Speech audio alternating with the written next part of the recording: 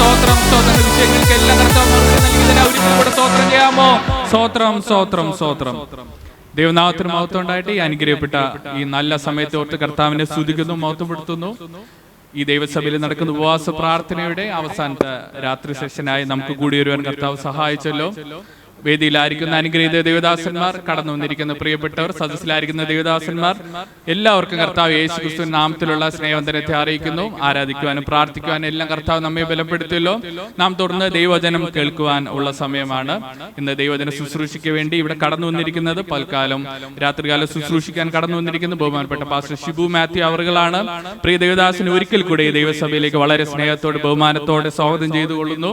നമുക്ക് വളരെ പ്രാർത്ഥനയോടെ ആയിരിക്കാം. 143 സങ്കീർത്തനം അതിന്റെ 10-ാം വാക്യം ദാവീദിന്റെ ഒരു പ്രാർത്ഥനയാണ്. നിന്റെ ഇഷ്ടം ചെയ്യുവാൻ എന്നെ പഠിപ്പിക്കണമേ, നീ എന്റെ ദൈവമാകുന്നുവല്ലോ, നിന്റെ നല്ല ആത്മാവ് നേർനിലത്തിൽ എന്നെ നടത്തുമാറാകട്ടെ. കർത്താവിന്റെ ഇഷ്ടം എന്താണെന്ന് ദൈവദാസനിലൂടെ പരിശുദ്ധാത്മാവ് നമ്മോട് സംസാരിക്കും. നമുക്ക് വളരെ പ്രാർത്ഥനയോടെ ആയിരിക്കാം. അത് ഏറ്റെടുത്ത് നമ്മുടെ ജീവിതത്തിൽ പ്രാവർത്തികമാക്കുവാനുള്ള ഒരു മനസ്സോടെ നമുക്കായിരിക്കും കർത്താവ് നിശ്ചയമായിട്ട് നമ്മോട് സംസാരിക്കും. തുറന്നുള്ള എല്ലാ വചന ശുശ്രൂഷയ്ക്ക് വേണ്ടി ബഹുമാനപ്പെട്ട പാസ്റ്റർ ഷിബു മാത്യു അവരുകളെ വളരെ സ്നേഹത്തോടെ ക്ഷണിച്ചുകൊള്ളുന്നു.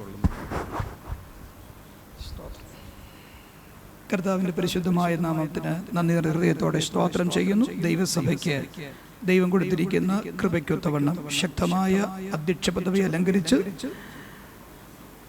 പ്രാർത്ഥനയോടെ നേതൃത്വം കൊടുക്കുന്ന ക്രിസ്തുവിൽ ഞാൻ സ്നേഹിക്കുകയും ബഹുമാനിക്കുകയും ചെയ്യുന്ന പാസ്റ്റർ എം എ വർഗീസ് അവറുകൾ, ഇവിടേക്ക് എന്നെ ക്ഷണിച്ച ബഹുമാനപ്പെട്ട പാസ്റ്റർ തോമസ് കുട്ടി, ബഹുമാനപ്പെട്ട രാജീവ് സാറ്, ബഹുമാനപ്പെട്ട പാസ്റ്റർ ജിനു ജോസഫ്, എൻ്റെ മുൻപിലായിരിക്കുന്ന എല്ലാ ബഹുമാന്യരായ ദൈവജനം, ക്രിസ്തു യേശുവിൽ എല്ലാവരെയും വന്ദനം ചെയ്യുന്നു. ഇന്ന് പകലും രാത്രിയുമായി നിങ്ങളെ ശുശ്രൂഷിക്കുവാൻ എൻ്റെ ജീവിതത്തിൽ എനിക്ക് ലഭിച്ച അവസരം ജീവിതത്തിലെ ഒരു പ്രിവിലേജായി കണക്കാക്കി ദൈവത്തിന് എല്ലാ മഹത്വവും സ്തോത്രവും അർപ്പിച്ചുകൊണ്ട് കർത്താവ് എന്നെ ഭരമേൽപ്പിച്ച വചനത്തിൻ്റെ ആലോചനയിലേക്ക് വേഗം പ്രവേശിപ്പിക്കുന്നു. എന്നെ ഇവിടേക്ക് പരിചയപ്പെടുത്തിയവർക്കും ക്ഷണിച്ചവർക്കും ഒരിക്കലൂടെ സ്നേഹം നിറഞ്ഞ നന്ദിയും എല്ലാവിധമായ കടപ്പാടുകളും അറിയിക്കുന്നു. കർത്താവ് നമ്മെ എല്ലാവരെയും ഒരുമിച്ച് അനുഗ്രഹിക്കുമാറാകട്ടെ. കഴിഞ്ഞ പകൽ ഞാൻ എൻ്റെ പ്രിയരോട് പറഞ്ഞു, ബർദബാസിനെ പോലെ നമ്മൾ നല്ല മനുഷ്യരായി ഈ ഭൂമിയിൽ ജീവിക്കണം. നല്ല മനുഷ്യരായി ഏകദേശം അതിനോടൊക്കെ ചേർന്ന് വരുന്നൊരു സന്ദേശം തന്നെയാണ് ഈ രാത്രികാലവും പരിശുദ്ധ ആത്മാവ് മനസ്സിനെ ഉണർത്തി എൻ്റെ പ്രിയരോട് സംസാരിക്കുവാനായിട്ട് എളിയവനെ ഭരമേൽപ്പിച്ചിരിക്കുന്നത്. നല്ല മനുഷ്യരായി ജീവിക്കാൻ 5 ചോദ്യങ്ങൾക്ക് ആൻസർ കണ്ടെത്തണം. നല്ല മനുഷ്യ സമയം നമ്മുടെ തീർന്നുകൊണ്ട് ഞാൻ പെട്ടെന്ന് ചവിട്ടി നിർത്തിയതാണ് പകല്. സ്തോത്രം. 5 ചോദ്യങ്ങൾക്ക് ആൻസർ കണ്ടെത്തിയാൽ നല്ല മനുഷ്യരായിട്ട് നമുക്ക് ജീവിക്കാനായിട്ട് കഴിയും. Number 1, who am I? ഞാൻ ആരാണ്? ഒന്നാമത്തെ ചോദ്യം. നല്ല മനുഷ്യരായി ജീവിക്കണം. ഒരു നല്ല ഹസ്ബൻഡ് ആകണമെങ്കിൽ, ഒരു നല്ല വൈഫ് ആകണമെങ്കിൽ, ഒരു നല്ല മക്കളാകണമെങ്കിൽ, നമ്മുടെ കുടുംബങ്ങൾ നല്ല കുടുംബങ്ങളാകണമെങ്കിൽ നമ്മൾ ചിന്തിക്കേണ്ട ഒന്നാമത്തെ ചോദ്യമാണ്, ഞാൻ ആരാണ്? ഞാൻ ആരാണ്? രണ്ടാമത്തെ ചോദ്യം, അതിൻ്റെ ആൻസർ നിങ്ങൾ കണ്ടെത്തിക്കൊള്ളുക. സ്തോത്രം. അത് പറയാൻ നിന്നാൽ എനിക്ക് രാത്രി എൻ്റെ സന്ദേശത്തിലേക്ക് എത്താൻ കഴിയില്ല. രണ്ടാമത്തെ ചോദ്യം, ഞാൻ ഇവിടെ എന്തിനു വന്നിരിക്കുന്നു? ഇന്ന് രാത്രി ഇവിടെ വന്നിരിക്കുന്നതല്ല, ഈ ഭൂമിയിൽ നമ്മൾ ഇവിടെ എന്തിന് വന്നിരിക്കുന്നു? നമ്മുടെ ജീവിതം കൊണ്ട്, ആയുസ് കൊണ്ട് ദൈവത്തിനൊരു പർപ്പസ് ഉണ്ട്, ദൈവത്തിനൊരു ഉദ്ദേശമുണ്ട്. ആ ഉദ്ദേശം നടപ്പിലാക്കപ്പെടുവാൻ നമുക്ക് കഴിയണം, സാധിക്കണം. ഞാൻ ഇവിടെ എന്തിനു വന്നിരിക്കുന്നു? മൂന്നാമത്തെ ചോദ്യം, ഞാൻ എവിടെ നിന്നാണ് വന്നത്? ഞാൻ എവിടെ നിന്നാണ് വന്നത്? നമ്മളൊക്കെ നമ്മുടെ അമ്മമാരുടെ വയറ്റിൽ നിന്നാ വന്നത്. അതല്ല അതിന്റെ ആൻസർ. നിങ്ങൾക്കറിയാം എവിടെ നിന്നാണ് ഞാൻ വന്നത്. നാലാമത്തെ ചോദ്യം, ഇപ്പോൾ എവിടെയാണ്? സ്റ്റിൽ ഇപ്പോൾ നമ്മൾ എവിടെയാണ്? ഇപ്പോൾ എവിടെയാണ്? അഞ്ചാമത്തെ ചോദ്യം, എങ്ങോട്ടാണ് പോകുന്നത്? എങ്ങോട്ടാണ് പോകുന്നത്? ഈ 5 ചോദ്യങ്ങൾക്ക് ആൻസർ കണ്ടെത്താൻ കഴിഞ്ഞാൽ, ഈ 5 ചോദ്യങ്ങൾക്ക് ആൻസർ കണ്ടെത്താൻ കഴിഞ്ഞാൽ നമ്മളെല്ലാം നല്ല മനുഷ്യരായിട്ട് മാറും. സിമ്പിളായിട്ടുള്ള 5 ചോദ്യങ്ങളാണ്. എനിക്ക് നിങ്ങൾക്ക് ഇതിന്റെ ആൻസർ കണ്ടെത്താൻ കഴിഞ്ഞാൽ നമ്മളെ ഗുണീകരിക്കാനായിട്ട് ആരും വരണ്ട. പരിശുദ്ധാത്മാവിന്റെ സാന്നിധ്യം അനുഭവിക്കുന്ന ഏതൊരാളും പാപത്തെക്കുറിച്ചും നീതിയെക്കുറിച്ചും ന്യായവിധിയെക്കുറിച്ചും ബോധ്യം വരുത്തുന്ന ആത്മാവ് എന്നെയും നിങ്ങളെയും കർത്താവിന്റെ ദാസൻ ദിനപാസ് ഓർപ്പിച്ചതുപോലെ ആ ദൈവ ഇഷ്ടത്തിലേക്ക് നയിച്ചുകൊണ്ടേയിരിക്കും. രണ്ട് കൈയടിച്ച് അന്യഭാഷ പറഞ്ഞ് ഒച്ചയും ബഹളമൊക്കെ ഉണ്ടാക്കി പോരിനെയും പോരാട്ടത്തെയും ശാസിച്ച് നിത്യനരകത്തിലേക്ക് പോകാനായിട്ടല്ല ദൈവം നമ്മളെ ആക്കി വെച്ചിരിക്കുന്നത്. നമ്മളെക്കുറിച്ചുള്ള ദൈവത്തിന്റെ ഇഷ്ടം എന്താണെന്ന് തിരിച്ചറിഞ്ഞ് ഈ ഭൂമിയിലേക്ക് വെച്ച ആയുസ് കൊണ്ട്, ജീവിതം കൊണ്ട് അത് തികച്ചെടുത്ത് നമ്മുടെ കർത്താവിനോടൊപ്പം ലോകാനുരൂപികളായി ഇവിടെ തീരാതെ, ലോകത്തോട് അനുരൂപപ്പെടാതെ ഞാൻ ദൈവത്തോട് അനുരൂപപ്പെടേണ്ട വ്യക്തിയാണെന്നുള്ള യാഥാർത്ഥ്യത്തെ തിരിച്ചറിഞ്ഞു പോകുവാൻ എനിക്ക് നിങ്ങൾക്ക് കഴിയണം.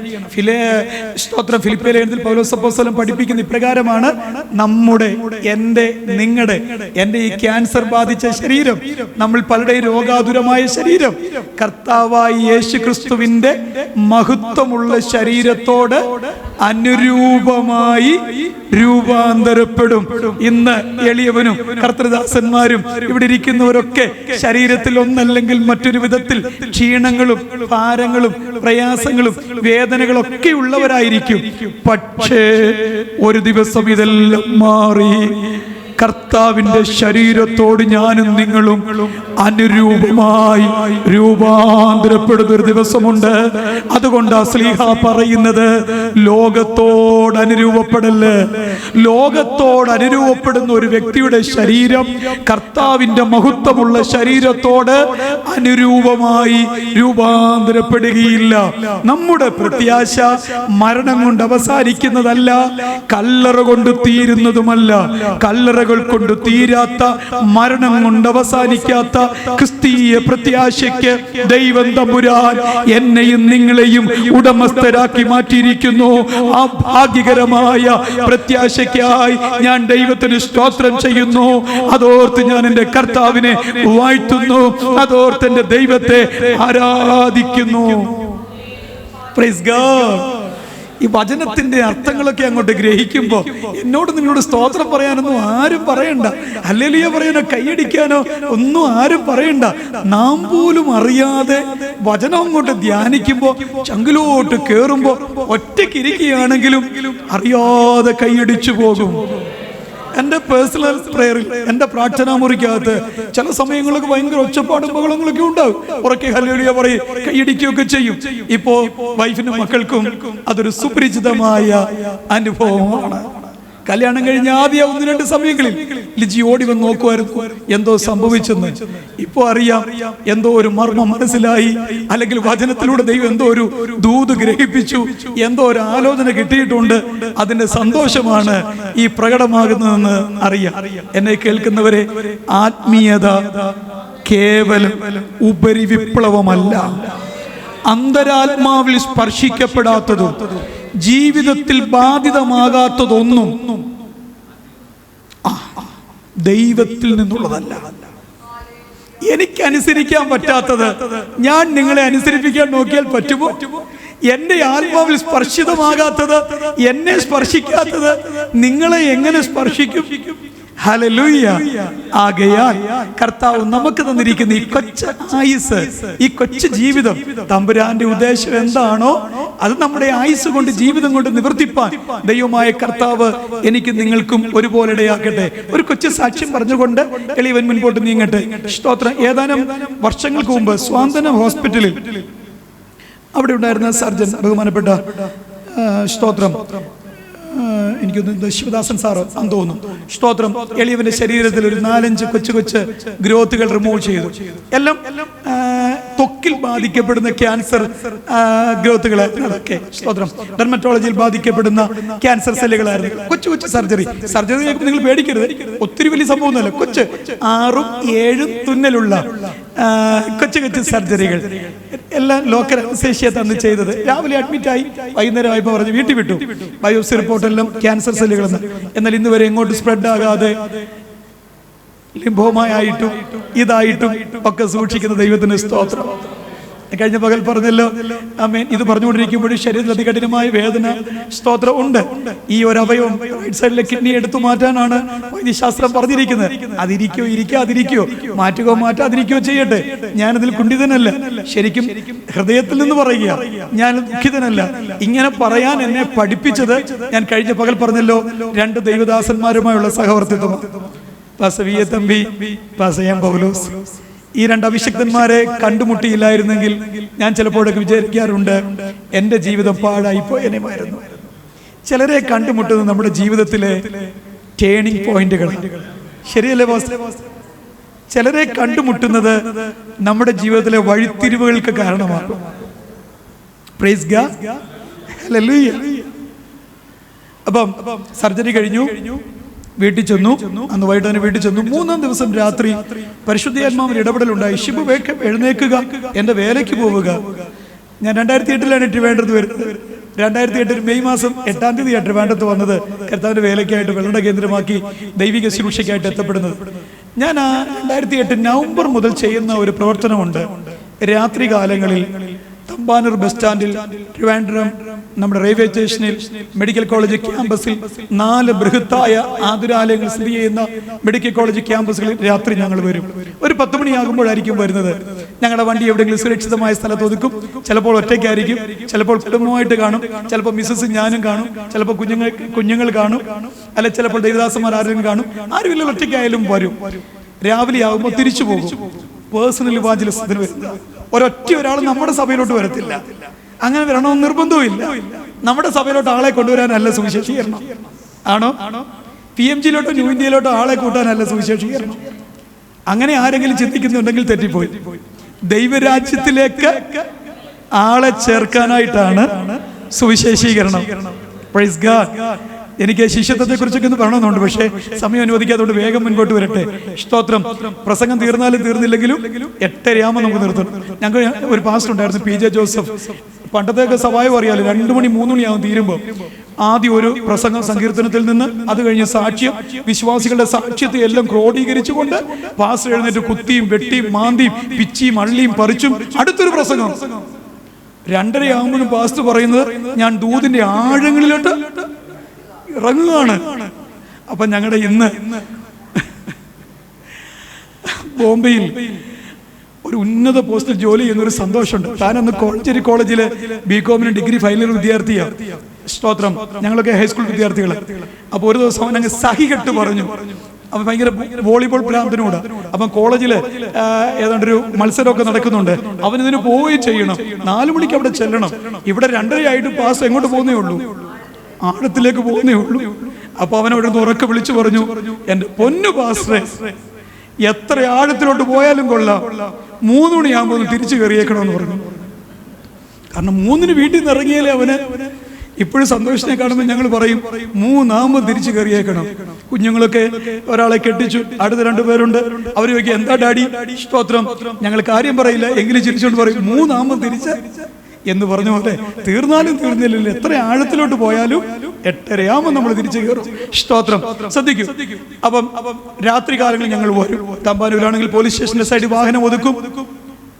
ലഘുലേഖകൾ കൊടുക്കാൻ ഓടി നടന്ന് കൊടുക്കാറില്ല. ഒറ്റയ്ക്കൊക്കെ ബസ് കാത്തിരിക്കുന്നവർ രാത്രി വന്ന് ഇറങ്ങിയിട്ട് അവരുടെ സ്ഥലത്തോട് രാവിലെ ബസ് കാണത്തുള്ളൂ. കുത്തിയിരിക്കുന്ന ആളുകളൊക്കെ ഉണ്ട്. കണ്ടിട്ടുണ്ടോ? റെയിൽവേ സ്റ്റേഷനിലൊക്കെ തലേദിവസം രാത്രിയെ വന്ന് നേരം വെളുക്കെയുള്ള ട്രെയിന് കയറിപ്പോഴൊക്കെ ഇരിക്കുന്ന ആളുകളുണ്ട്. പേഴ്സണൽ ഇവാഞ്ചലിസത്തിന് പറ്റിയ സമയമായത്. ഈ ഫോൺ മാത്രമാ ഒരു വില്ലനേ ഉള്ളൂ. ഞങ്ങൾ കഴിഞ്ഞ 2008 നവംബർ മുതൽ ഈ ശുശ്രൂഷ ചെയ്യുന്നുണ്ട്. എൻ്റെ സർജറി കഴിഞ്ഞ വേളയിൽ 3-ാം ദിവസം രാത്രി പരിശുദ്ധാത്മ പറഞ്ഞ അതായിരുന്നു, ഷിബു എഴുന്നേൽക്കുക, വേലയ്ക്ക് പോവുക. ഞാൻ പതിയെ എഴുന്നേറ്റു. എൻ്റെ സ്നേഹനിധിയായ ഭാര്യ ചോദിച്ചു, എങ്ങോട്ടാ? ഞാൻ പറയടി, കർത്താവ് പറയുന്നു വേലയ്ക്ക് പോകാൻ. ഭാര്യയുടെ നിർബന്ധപൂർവമായ സ്നേഹം എന്നെ എപ്പോഴും കീഴ്പ്പെടുത്തി കളയുന്ന ഒരാളാണ്. അവരുടെ മനുഷ്യ മര്യാദയ്ക്ക് കിടക്കവിടെ. ഈ വയ്യാതെ കുത്തിക്കെട്ടും സർജറിയെല്ലാം ചെയ്ത് വെച്ചോണ്ടാണ് നിങ്ങൾ വേലയ്ക്ക് പോകാൻ പോകുന്നത്.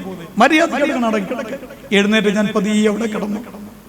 സ്തോത്രം. സ്നേഹപൂർവമായ നിർബന്ധം, അതുകൊണ്ട് അനുസരിച്ചേ പറ്റൂ.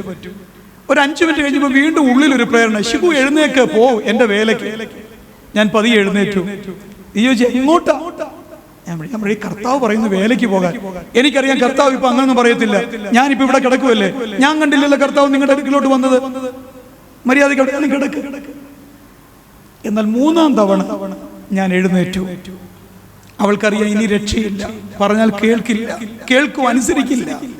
ഞാൻ ഇപ്പൊ ഈ ഡ്രസ്സ് മാറി, ചന്തയിൽ പോയാലും വേഷം ഇങ്ങനൊക്കെ ആയിപ്പോയി. എന്നാ ചെയ്യാനാ?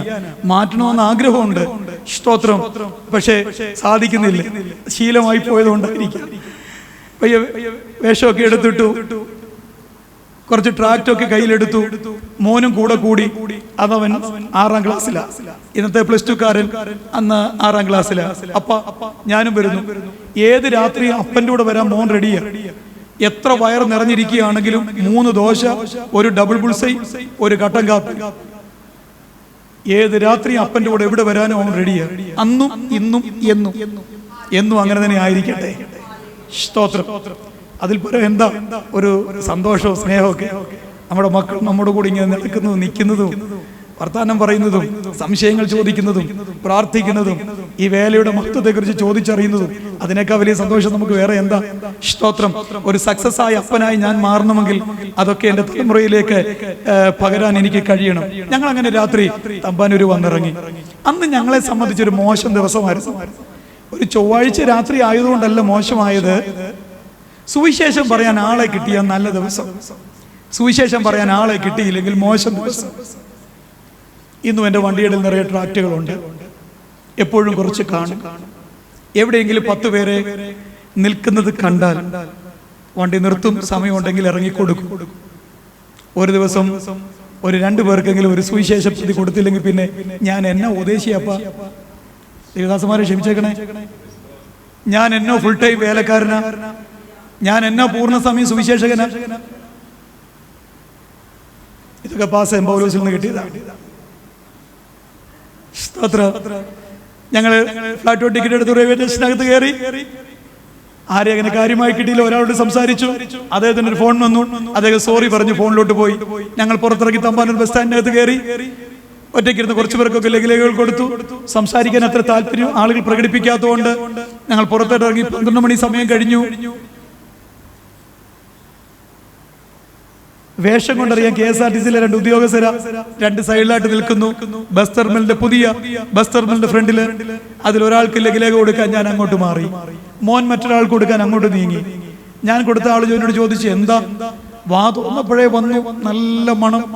ഞാൻ പറഞ്ഞു യേശുവിനെ കുറിച്ചുള്ള സുവിശേഷ പ്രതികളാണ്.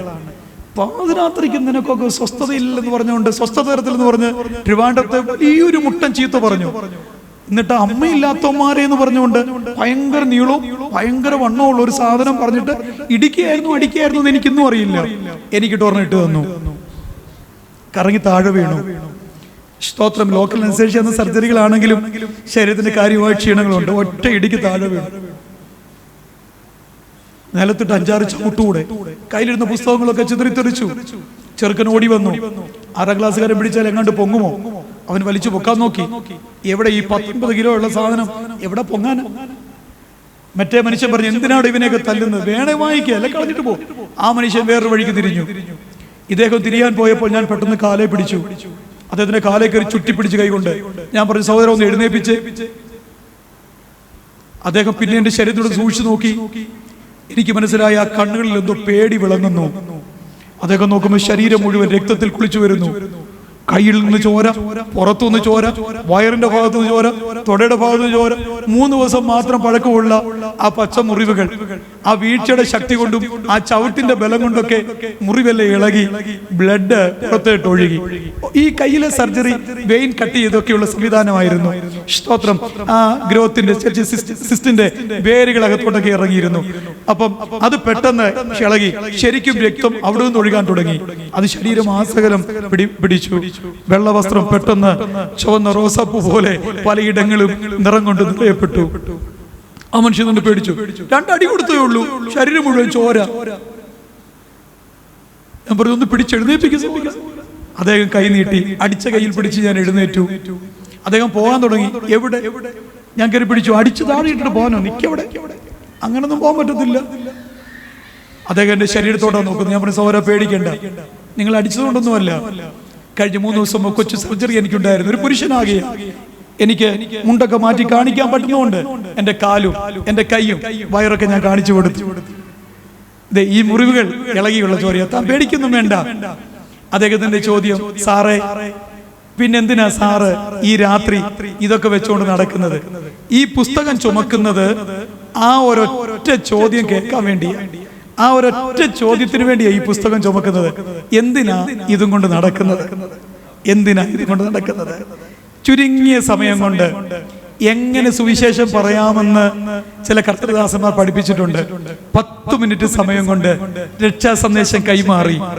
ആ മനുഷ്യൻ കരഞ്ഞുകൊണ്ട് പറഞ്ഞു, എൻ്റെ പേര് സെബാസ്റ്റ്യൻ എന്നാ, ഞാൻ പൂവാറുകാരന്, നേരത്തെ കടലിൽ ബോട്ടിൽ ഡ്രൈവറായിരുന്നു, സ്തോത്രം, ഇപ്പോൾ ബസ്സിൽ ഡ്രൈവറാണ്. സാറേ ഞാൻ ഇച്ചിരി മദ്യപിച്ചിട്ടുണ്ട്, ഞാൻ ഒരു കത്തോലിക്കനാ, എനിക്ക് വേണ്ടി ഒന്ന് പ്രാർത്ഥിക്കണം.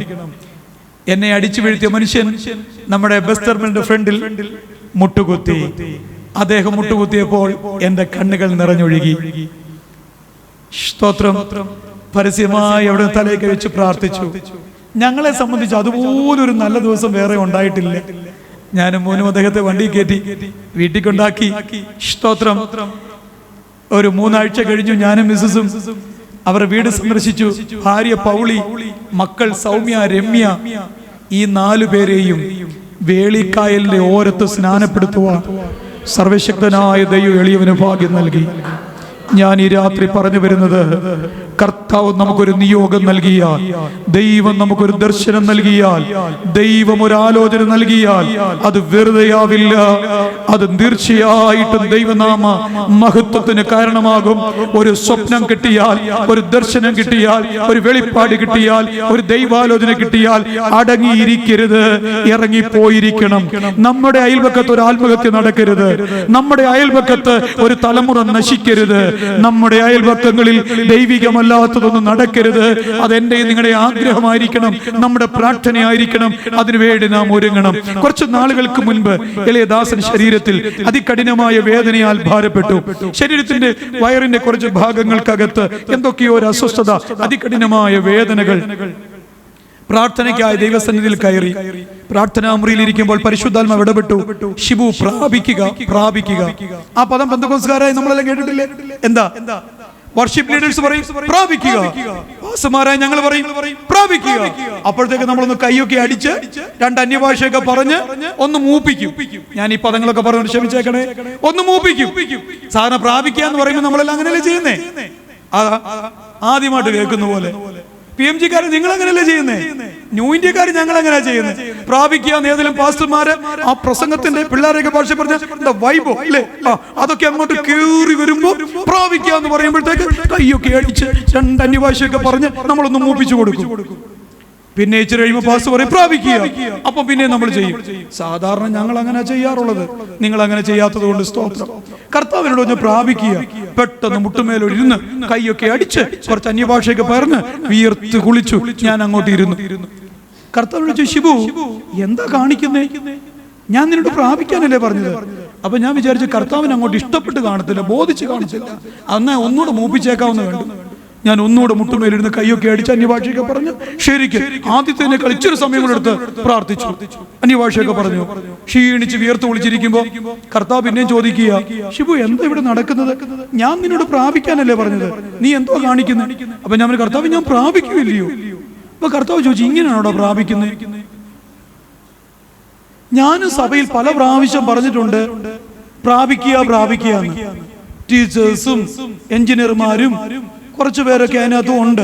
പക്ഷേ വിവരവും ബോധമുള്ള ഒറ്റയൊരെണ്ണം പോലും മുന്നോട്ട് വന്ന് ചോദിച്ചിട്ടില്ല, ഓദേശി ഞങ്ങൾ എന്തോന്നാ പ്രാപിക്കേണ്ടതെന്ന്. അങ്ങനെ ചോദിക്കാത്തത് ഞങ്ങളുടെ രക്ഷ. യേശുവിൻ നാമമൻ ആ പ്രാണന് രക്ഷ എന്ന് പാടുന്ന പോലെ ആരും വിശ്വാസികൾ ചോദിക്കാത്തത് ഞങ്ങൾക്ക് രക്ഷ. പക്ഷെ ചോദിക്കുന്ന വിശ്വാസികൾ ഉണ്ടെങ്കിൽ പാസ്റ്റർമാരും നന്നാകും. കാരണം ഞങ്ങൾ വചനം പഠിക്കും. കുത്തിയിരുന്ന് എന്നെ വചനം പഠിപ്പിച്ചത് മടന്നമണിലെ ഒരു ടീച്ചറാ. അന്ന് ചെറുപ്രായത്തിൽ ഞായറാഴ്ച പ്രസംഗിക്കും. വിസിറ്റിങ്ങിന് ചെല്ലും ആന്റിയുടെ അടുക്ക്. ആന്റിക്ക് ചെല്ലുമ്പോൾ ലോകകാര്യം ഒന്നും പറയുന്നില്ല. സംശയങ്ങൾ ഓരോന്ന് ചോദിക്കും. പാസ്റ്റേ അതെങ്ങനെ, ശിവപാസ്റ്റേ അതെങ്ങനെ? ഞാൻ വിളിച്ചു പറഞ്ഞത് മണ്ടത്തിനാ വർഗീസ് പാസ്റ്റേ. ചെറുപ്രായമല്ലേ, ഭയങ്കര മൂപ്പി ചാട്ടവും ഓട്ടവും ബഹളവും. ചിലപ്പോ ബ്ലണ്ടറൊക്കെ അടിച്ചുവിട്ട് ടീച്ചറിന് ഇതറിയാം, പക്ഷെ പരസ്യമായിട്ട് കളിയാക്കത്തില്ല. വീട്ടിൽ ചെല്ലുമ്പോഴും പറഞ്ഞത് തെറ്റാന്ന് പറയത്തില്ല. പാസ്റ്റേ അതെങ്ങനാ പാസ്റ്റേ, അതിങ്ങനെ പറഞ്ഞാൽ ഇങ്ങനെ ഒത്തുവരുമോ പാസ്റ്റേ? ടീച്ചറിന് വചനത്തിൽ നല്ല ജ്ഞാനമുണ്ട്. അപ്പൊ ഞാൻ ചിന്തിക്കുകയോടെ ശരിയല്ല. വീട്ടിൽ വന്നിരുന്ന് പുസ്തകം തപ്പുമ്പോ എന്നോ മണ്ടത്തരവോ പറഞ്ഞത്. എന്നെ ശരിക്കും പ്രസംഗിക്കാനും ഒന്നും ആയിട്ടില്ലേ, വചനം വായിക്കാനും പുസ്തകം വായിക്കാനും പഠിക്കാനും പ്രേരിപ്പിച്ചത് ഞങ്ങളുടെ ആ ടീച്ചർ അമ്മയാ. ഇന്ന് നിത്യത്തിൽ വിശ്രമിക്കുന്നു. അവരെ ഓർത്ത് ഞാൻ ദൈവത്തിന് സ്തോത്രം ചെയ്യുന്നു. അപ്പൊ ഞാൻ പറഞ്ഞു വരുന്നത്, കർത്താവിനോട് ഒന്ന് പ്രാപിക്കുക. ഞാൻ സറണ്ടറായി. കർത്താവെ, എന്താണ് ഞാൻ പ്രാപിക്കേണ്ടത്? എന്നോട് പറയണമേ. ഞാൻ രോഗസൗഖ്യത്തിന് വേണ്ടിയാ പോയി പ്രാർത്ഥിക്കാൻ ഇരുന്നത്. ഈ വയറിനകത്തെ വേദനയൊന്നും മാറാൻ, സ്തോത്രം, യൂറിൻ ബ്ലാഡറിനോട് ചേർന്ന് വരുന്ന ഭാഗത്ത് ഒരു സിസ്റ്റ് ഉണ്ടായി വരുന്നു. അത് ബ്ലാഡറിനെ ഞെരുക്കുന്നു. സ്തോത്രം, യൂറിനൊക്കെ ഇടയ്ക്കിടയ്ക്ക് അറിയാതെ പോകുന്നു. കൂട്ടത്തിൽ ബ്ലഡും ഡ്രോപ്സ് ആയിട്ട് പോയിക്കൊണ്ടിരിക്കുന്നു. ഇങ്ങനെയുള്ള അനുഭവങ്ങൾ. അതിന്റെ നടുവിൽ ദൈവത്തോട് പ്രാർത്ഥിക്കുകയാണ് രോഗസൗഖ്യത്തിനായി. പക്ഷേ കർത്താവിനോട് പറഞ്ഞത് പ്രാപിക്കുക, പ്രാപിക്കുക. ദൈവസന്നിധി സറണ്ടറായി എന്താണ് പ്രാപിക്കേണ്ടത്? കർത്താവിന്റെ ആത്മാവിനെ എബ്രായ ലേഖനത്തിലേക്ക് നയിച്ചു. എബ്രായ ലേഖനം പതിയെ തുറന്ന് വായിക്കാൻ തുടങ്ങി. പുസ്തകങ്ങളെ തുറക്കാം. സ്തോത്രം. എബ്രായർക്ക് എഴുതിയ ലേഖനം 4-ാം അധ്യായം 16-ാമത് വാക്യം. ഹെബ്രൂസ് ചാപ്റ്റർ 4:16. അതുകൊണ്ട് കരുണ ലഭിപ്പാനും തൽസമയത്ത് സഹായത്തിനുള്ള കൃപ പ്രാപിപ്പാനുമായി നാം ധൈര്യത്തോടെ കൃപാസനത്തിന് അടുത്ത് ചെല്ലുക. കൃപ പ്രാപിക്കുവാനുമായി നാം ധൈര്യത്തോടെ എങ്ങോട്ട് ചെല്ലുക? കൃപാസനത്തിന്. ഞാൻ രോഗശാന്തിക്ക് വേണ്ടി പ്രാർത്ഥിക്കാനായിരുന്നത്, രോഗസൗഖ്യത്തിന് വേണ്ടി പ്രാർത്ഥിക്കാനായിരുന്നത്. പക്ഷെ കർത്താവ് എന്നോട് പറഞ്ഞത്, നീ കൃപ പ്രാപിക്കുക. Praise God. അപ്പൊ ഞാൻ ചിന്തിച്ച പൗലോസിനോട് ദൈവം തന്നെയാണല്ലോ പറഞ്ഞത്. രോഗസൗഖ്യത്തിന് വേണ്ടി അദ്ദേഹം ദൈവത്തോട് പ്രാർത്ഥിക്കുമ്പോൾ എന്റെ കൃപ നിനക്ക് മതി. സ്തോത്രം. ഒന്ന്, ദൈവമക്കളെല്ലാം അടിയന്തര പ്രാധാന്യത്തോടെ പ്രാപിച്ചെടുക്കേണ്ട ഒന്നാണ് ദൈവകൃപ. നമ്മളെല്ലാം പറയും അർഹതയില്ലാത്ത സ്ഥാനത്ത് ലഭിക്കുന്ന കൃപയെന്ന്. പക്ഷെ ഞാനൊന്ന് ഇങ്ങനെ പറയട്ടെ, തെറ്റുകളും പാപങ്ങളും ജീവിതത്തിൽ സംഭവിക്കുവാൻ സാധ്യതയുള്ള നേരങ്ങളിൽ അത് നമ്മളെ കൊണ്ട് ചെയ്യാതിരിപ്പിക്കുന്നതും ദൈവത്തിന്റെ കൃപയാണ്. തെറ്റുകളും ദോഷങ്ങളും പാപങ്ങളും ജീവിതത്തിൽ സംഭവിക്കേണ്ടുന്ന വേളകളിൽ എന്നിലും നിങ്ങളിലും അത് വന്നുപെടാതെ നമ്മളെ സൂക്ഷിക്കുന്നത് ദൈവത്തിന്റെ കൃപയാണ്. ദൈവത്തിന്റെ കൃപയാണ്. ഞാനായിരിക്കുന്നത് കൃപയാലും എന്നെ ആക്കി വെച്ചിരിക്കുന്നത് ദൈവത്തിന്റെ വിശ്വസ്തതയുമാണെന്ന് ലേഖന ഭാഗങ്ങളിൽ പൗലോസ് അപ്പോസ്തലൻ സൂചിപ്പിക്കുന്നത് അതുകൊണ്ടാണ്.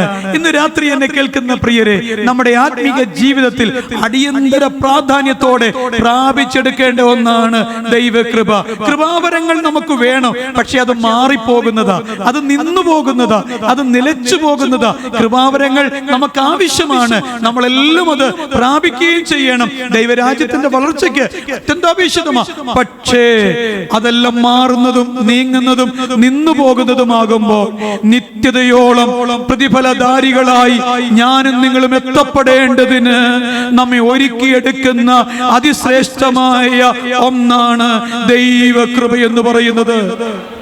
നിങ്ങൾ നോക്കിക്കേ, ഈ ലോകത്തിലെ സകല മത വിശ്വാസങ്ങളുടെയും നടയൊക്കെ തുറക്കുന്നത് കാലവും നേരവും സമയവും നോക്കിയ 12 വർഷത്തിൽ ഒരിക്കൽ തുറക്കുന്ന നടകളുണ്ട്. എല്ലാ മാസത്തിന്റെ ആദ്യ മലയാള ദിവസം തുറക്കുന്ന നടകളുണ്ട്. വർഷത്തിലൊന്ന് തുറക്കുന്ന നടകളുണ്ട്. 50 വർഷത്തിൽ ഒരിക്കൽ തുറക്കുന്ന നടകളുണ്ട്. 146 വർഷം കൂടുമ്പോൾ തുറക്കുന്ന നടകൾ ഇന്ത്യ മഹാരാജ്യത്തിൽ UP-യിലുണ്ട്. ഇപ്പോൾ അത് കഴിഞ്ഞതേ ഉള്ളൂ. 146 വർഷത്തിലൊരിക്കലേ ആ സ്ഥലത്തെ നട തുറക്കത്തുള്ളൂ. നേരം നോക്കി കാലം നോക്കി തുറക്കുന്ന നടകളാണ് ഇതര മതവിശ്വാസങ്ങളുടെ എല്ലാം. എന്നാൽ ഞാനും നിങ്ങൾ ചുമക്കുന്ന ഈ വിശുദ്ധ തിരുവെഴുത്തിന്റെ ഉടമസ്ഥനായ നാഥൻ എന്നോടും നിങ്ങളോടും പറയുകയാണ്, നേരവും കാലവും സമയവും നോക്കി തുറക്കുന്ന ഒരു നടയുടെ അടുക്കലല്ല, വാതിലിന്റെ അടുക്കലല്ല നിങ്ങൾ വന്നിരിക്കുന്നത്. എനിക്കും നിങ്ങൾക്കും ഒരാവശ്യം വരുമ്പോൾ ബഹുമാനപ്പെട്ട തോമസ് ഊട്ടി പാസ്റ്റർക്ക്, ബഹുമാനപ്പെട്ട രാജീവ് സാറിന്, ബഹുമാനമുള്ള MA വർഗീസ് പാസ്റ്റർക്ക്, ഇത്രയും സഭകളെ കുറിച്ചുള്ള ചിന്താഭാരങ്ങൾ, കാര്യങ്ങൾ, വിവിധ പ്രശ്നങ്ങൾ, ആവശ്യങ്ങൾ നേരിടപ്പെടുമ്പോൾ, ബഹുമാനപ്പെട്ട ജിനുപാസക്ക് ഒരാവശ്യം വരുമ്പോൾ, എനിക്കൊരാവശ്യം വരുമ്പോൾ, ബഹുമാനപ്പെട്ട ദൈവമക്കൾക്ക് ഒരാവശ്യം നേരിടപ്പെടുമ്പോൾ ഓടിച്ചെല്ലാൻ രാവെന്നോ പകലെന്നോ വ്യത്യാസം കൂടാതെ തുറക്കപ്പെട്ട് കിടക്കുന്ന ഒരു സന്നിധാനമുണ്ട്, ഒരു നടയുണ്ട്, ഒരു കൃപാസനമുണ്ട്. അത് നമ്മുടെ ദൈവം തമ്പുരാന്റെ കൃപാസനമാണ്. അതെനിക്കും നിങ്ങൾക്ക് മുമ്പിൽ ഒരിക്കൽ പോലും അടയപ്പെടുന്നില്ല. ആത്മീയ ആവശ്യങ്ങളാകട്ടെ, എനിക്ക് നിങ്ങൾക്ക് ഓടി സാക്ഷ്യം പ്രാപിക്കണം. നല്ല സാക്ഷ്യം. ഞാൻ കഴിഞ്ഞ പകൽ പറഞ്ഞു നല്ല മനുഷ്യൻ. ഇവിടെ പറയുന്നു ഈ രാത്രി നല്ല സാക്ഷ്യം പ്രാപിക്കണം. കെട്ട സാക്ഷ്യം ജീവിതത്തിൽ ആരും പ്രാപിക്കരുത്. കെട്ട സാക്ഷ്യം പ്രാപിക്കാൻ ഒരു സെക്കൻഡ് മതി. പക്ഷേ ഒരു നല്ല സാക്ഷ്യം പ്രാപിക്കാൻ ഒരായുസ് മൊത്തം വേണം. ഞാൻ നമ്മുടെ ബഹുമാനപ്പെട്ട പാസ്റ്ററെ തന്നെ പൂർണ്ണ വിനയത്തോടെ ഒന്ന് ഉദാഹരണമായിട്ട് കാണിക്കുക. എന്റെ ചിന്തയിൽ നല്ല ചെറുപ്പത്തിലൊക്കെ പാസ്റ്റർ പ്രസംഗിക്കാൻ തുടങ്ങിക്കാം. ഇതുവരെ ആക്ഷേപങ്ങളൊന്നുമില്ലാതെ കർത്താവിന്റെ മഹത്വമുള്ള വേലയ്ക്ക് സഭയുടെ അധ്യക്ഷ പദവി അലങ്കരിച്ചുകൊണ്ട് ശുശ്രൂഷ ചെയ്തുകൊണ്ടിരിക്കുകയാണ്. സ്തോത്രം. ഇത്രയും നാളായിട്ട് ഒരു പേരുദോഷം നമ്മുടെ ബഹുമാനി ദേവദാസൻ ഉണ്ടായിട്ടില്ല. എന്നാൽ നാളെ ഒരു കൊച്ചു പേരുദോഷം വന്നാൽ ഏതെങ്കിലും കാര്യങ്ങളിൽ ഇത്രയും നാളും നന്നായി ശുശ്രൂഷ ചെയ്തുകൊണ്ട് വല്ല കാര്യമുണ്ടോ? ഞാൻ പറഞ്ഞത് അദ്ദേഹത്തിന് അത്രയും സീനിയോറിറ്റി ഉള്ള ആരും ഇവിടെ ഇരിപ്പില്ല. അതുകൊണ്ട് അപ്പൊ നമ്മുടെയൊക്കെ ജീവിതത്തിന്റെ അനുഭവങ്ങളിൽ നമ്മൾ നാളെ മരിക്കാനിരിക്കുക. ഇന്നലെ വരെ നമ്മൾ നല്ല സാക്ഷ്യമുള്ളവരായിരുന്നു. പക്ഷെ നാളെ നമ്മൾ മരിക്കുക. ഇന്ന് നമ്മുടെ ജീവിതത്തിൽ ഒരു അബദ്ധം പറ്റി, ഒരു തെറ്റ് പറ്റി, സാക്ഷ്യം നഷ്ടപ്പെടുന്ന ഒരു പ്രവൃത്തി ഉണ്ടായി. നാളെ നമ്മൾ മരിച്ചു കിടക്കുമ്പോൾ ഇന്നലെ വരെയുള്ള നല്ല കാര്യം ഒരൊറ്റ മനുഷ്യൻ മിണ്ടത്തില്ല. ഇന്നലെ സംഭവിച്ച, ഇന്ന് സംഭവിച്ച ആ ദോഷം മാത്രമേ എന്ത് ചെയ്യത്തുള്ളൂ? നാളെ പറയത്തുള്ളൂ. സംശയം വല്ലതും ഉണ്ടോ? ഹല്ലേലൂയ. ഞാൻ വചനത്തിലൂടെ ഇത് തെളിയിക്കാം. എന്നോടൊപ്പം അല്പസമയം വരണം, നമുക്ക് വേഗത്തിൽ അവസാനിപ്പിക്കുകയും ചെയ്യാം.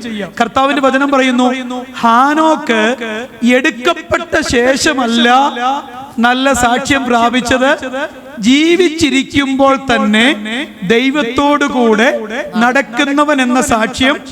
എബ്രായ ലേഖനം 11:5. എബ്രായ ലേഖനം 11:5. വിശ്വാസത്താൽ ഹാനോക്ക് മരണം കാണാതെ എടുക്കപ്പെട്ടു, ദൈവം അവനെ എടുത്തുകൊണ്ടതിനാൽ കാണാതെയായി. അവൻ ദൈവത്തെ പ്രസാദിപ്പിച്ചു എന്ന് അവൻ എടുക്കപ്പെട്ടതിന് മുമ്പേ സാക്ഷ്യം പ്രാപിച്ചു. ചില സഭാവിഭാഗങ്ങൾ മരിച്ച ശേഷമാണ് ആളുകളെ വിശുദ്ധന്മാരായി പ്രഖ്യാപിക്കുന്നത്. എന്നാൽ നമ്മുടെ കർത്താവിന്റെ വചനം നമ്മളെ പഠിപ്പിക്കുന്നു, മരണശേഷമല്ല വിശുദ്ധന്മാരും വിശുദ്ധമതികളുമാകേണ്ടത്, നമ്മൾ ജീവനോടിരിക്കെ തന്നെ വിശുദ്ധമതികളും വിശുദ്ധന്മാരുമായി മാറുന്ന ദൈവിക പ്രക്രിയയാണ് വചനം എന്നെയും നിങ്ങളെ പഠിപ്പിക്കുന്നത്. മരിച്ചു കഴിഞ്ഞുള്ള സാക്ഷ്യം ആർക്കു വേണം? ദൈവം നമുക്ക് വെച്ചിരിക്കുന്നത് ജീവിച്ചിരിക്കുമ്പോഴുള്ള അനുഗ്രഹീത സാക്ഷ്യങ്ങളാണ്. ചില സാക്ഷ്യങ്ങളെ കുറിച്ച് വേഗത്തിൽ ഞാനൊന്ന് പറഞ്ഞ് മുൻപോട്ട് വരട്ടെ. ഈ വിശ്വാസികൾ സ്വർഗത്തിൽ പോയാലും ഞാൻ ഇടയ്ക്ക് ഇങ്ങനെ രസമായിട്ട് പറയും, പാസ്റ്റർമാർ സ്വർഗത്തിൽ പോകുന്ന കാര്യം കഷ്ടമാണ്. നമ്മുടെ വിശ്വാസികൾ പലരും പോയാലും നമ്മളൊക്കെ പോകുന്ന കാര്യം ഇച്ചിരി പാടാ. എന്നാന്ന് ചോദിച്ചാല്, നമ്മള് സഹോദരങ്ങളെ ബൈബിൾ പഠിപ്പിക്കുന്നത് ഒത്തിരി പേരുണ്ടായിരുന്നിട്ടും സഭയ്ക്ക് തൂണുകളായിരുന്നത് കുറച്ചുപേര് മാത്രമേ ഉള്ളൂ. ആരൊക്കെയായിരുന്നു സഭയുടെ തൂണുകള്?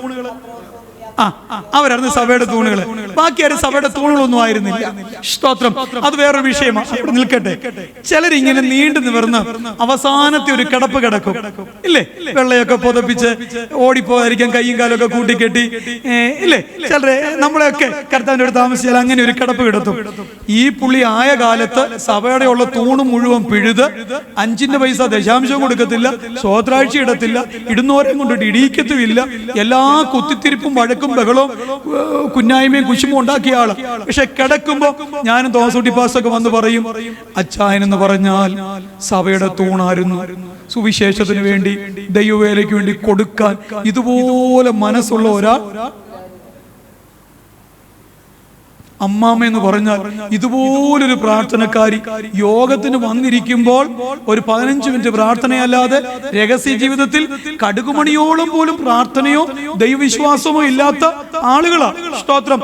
പക്ഷേ ഞങ്ങൾ അവസാനം പറയുകയാണ്, അമ്മാമ്മ എന്ന് പറഞ്ഞാൽ സഭയുടെ ജീവനാഡിയായിരുന്നു, പിന്നെ ബാക്ക് ബോൺ ആയിരുന്നു. അയ്യോ, വേറെ ബോണൊന്നും ഇല്ലെങ്കിൽ ബാക്ക് ബോൺ ആയിരുന്നു.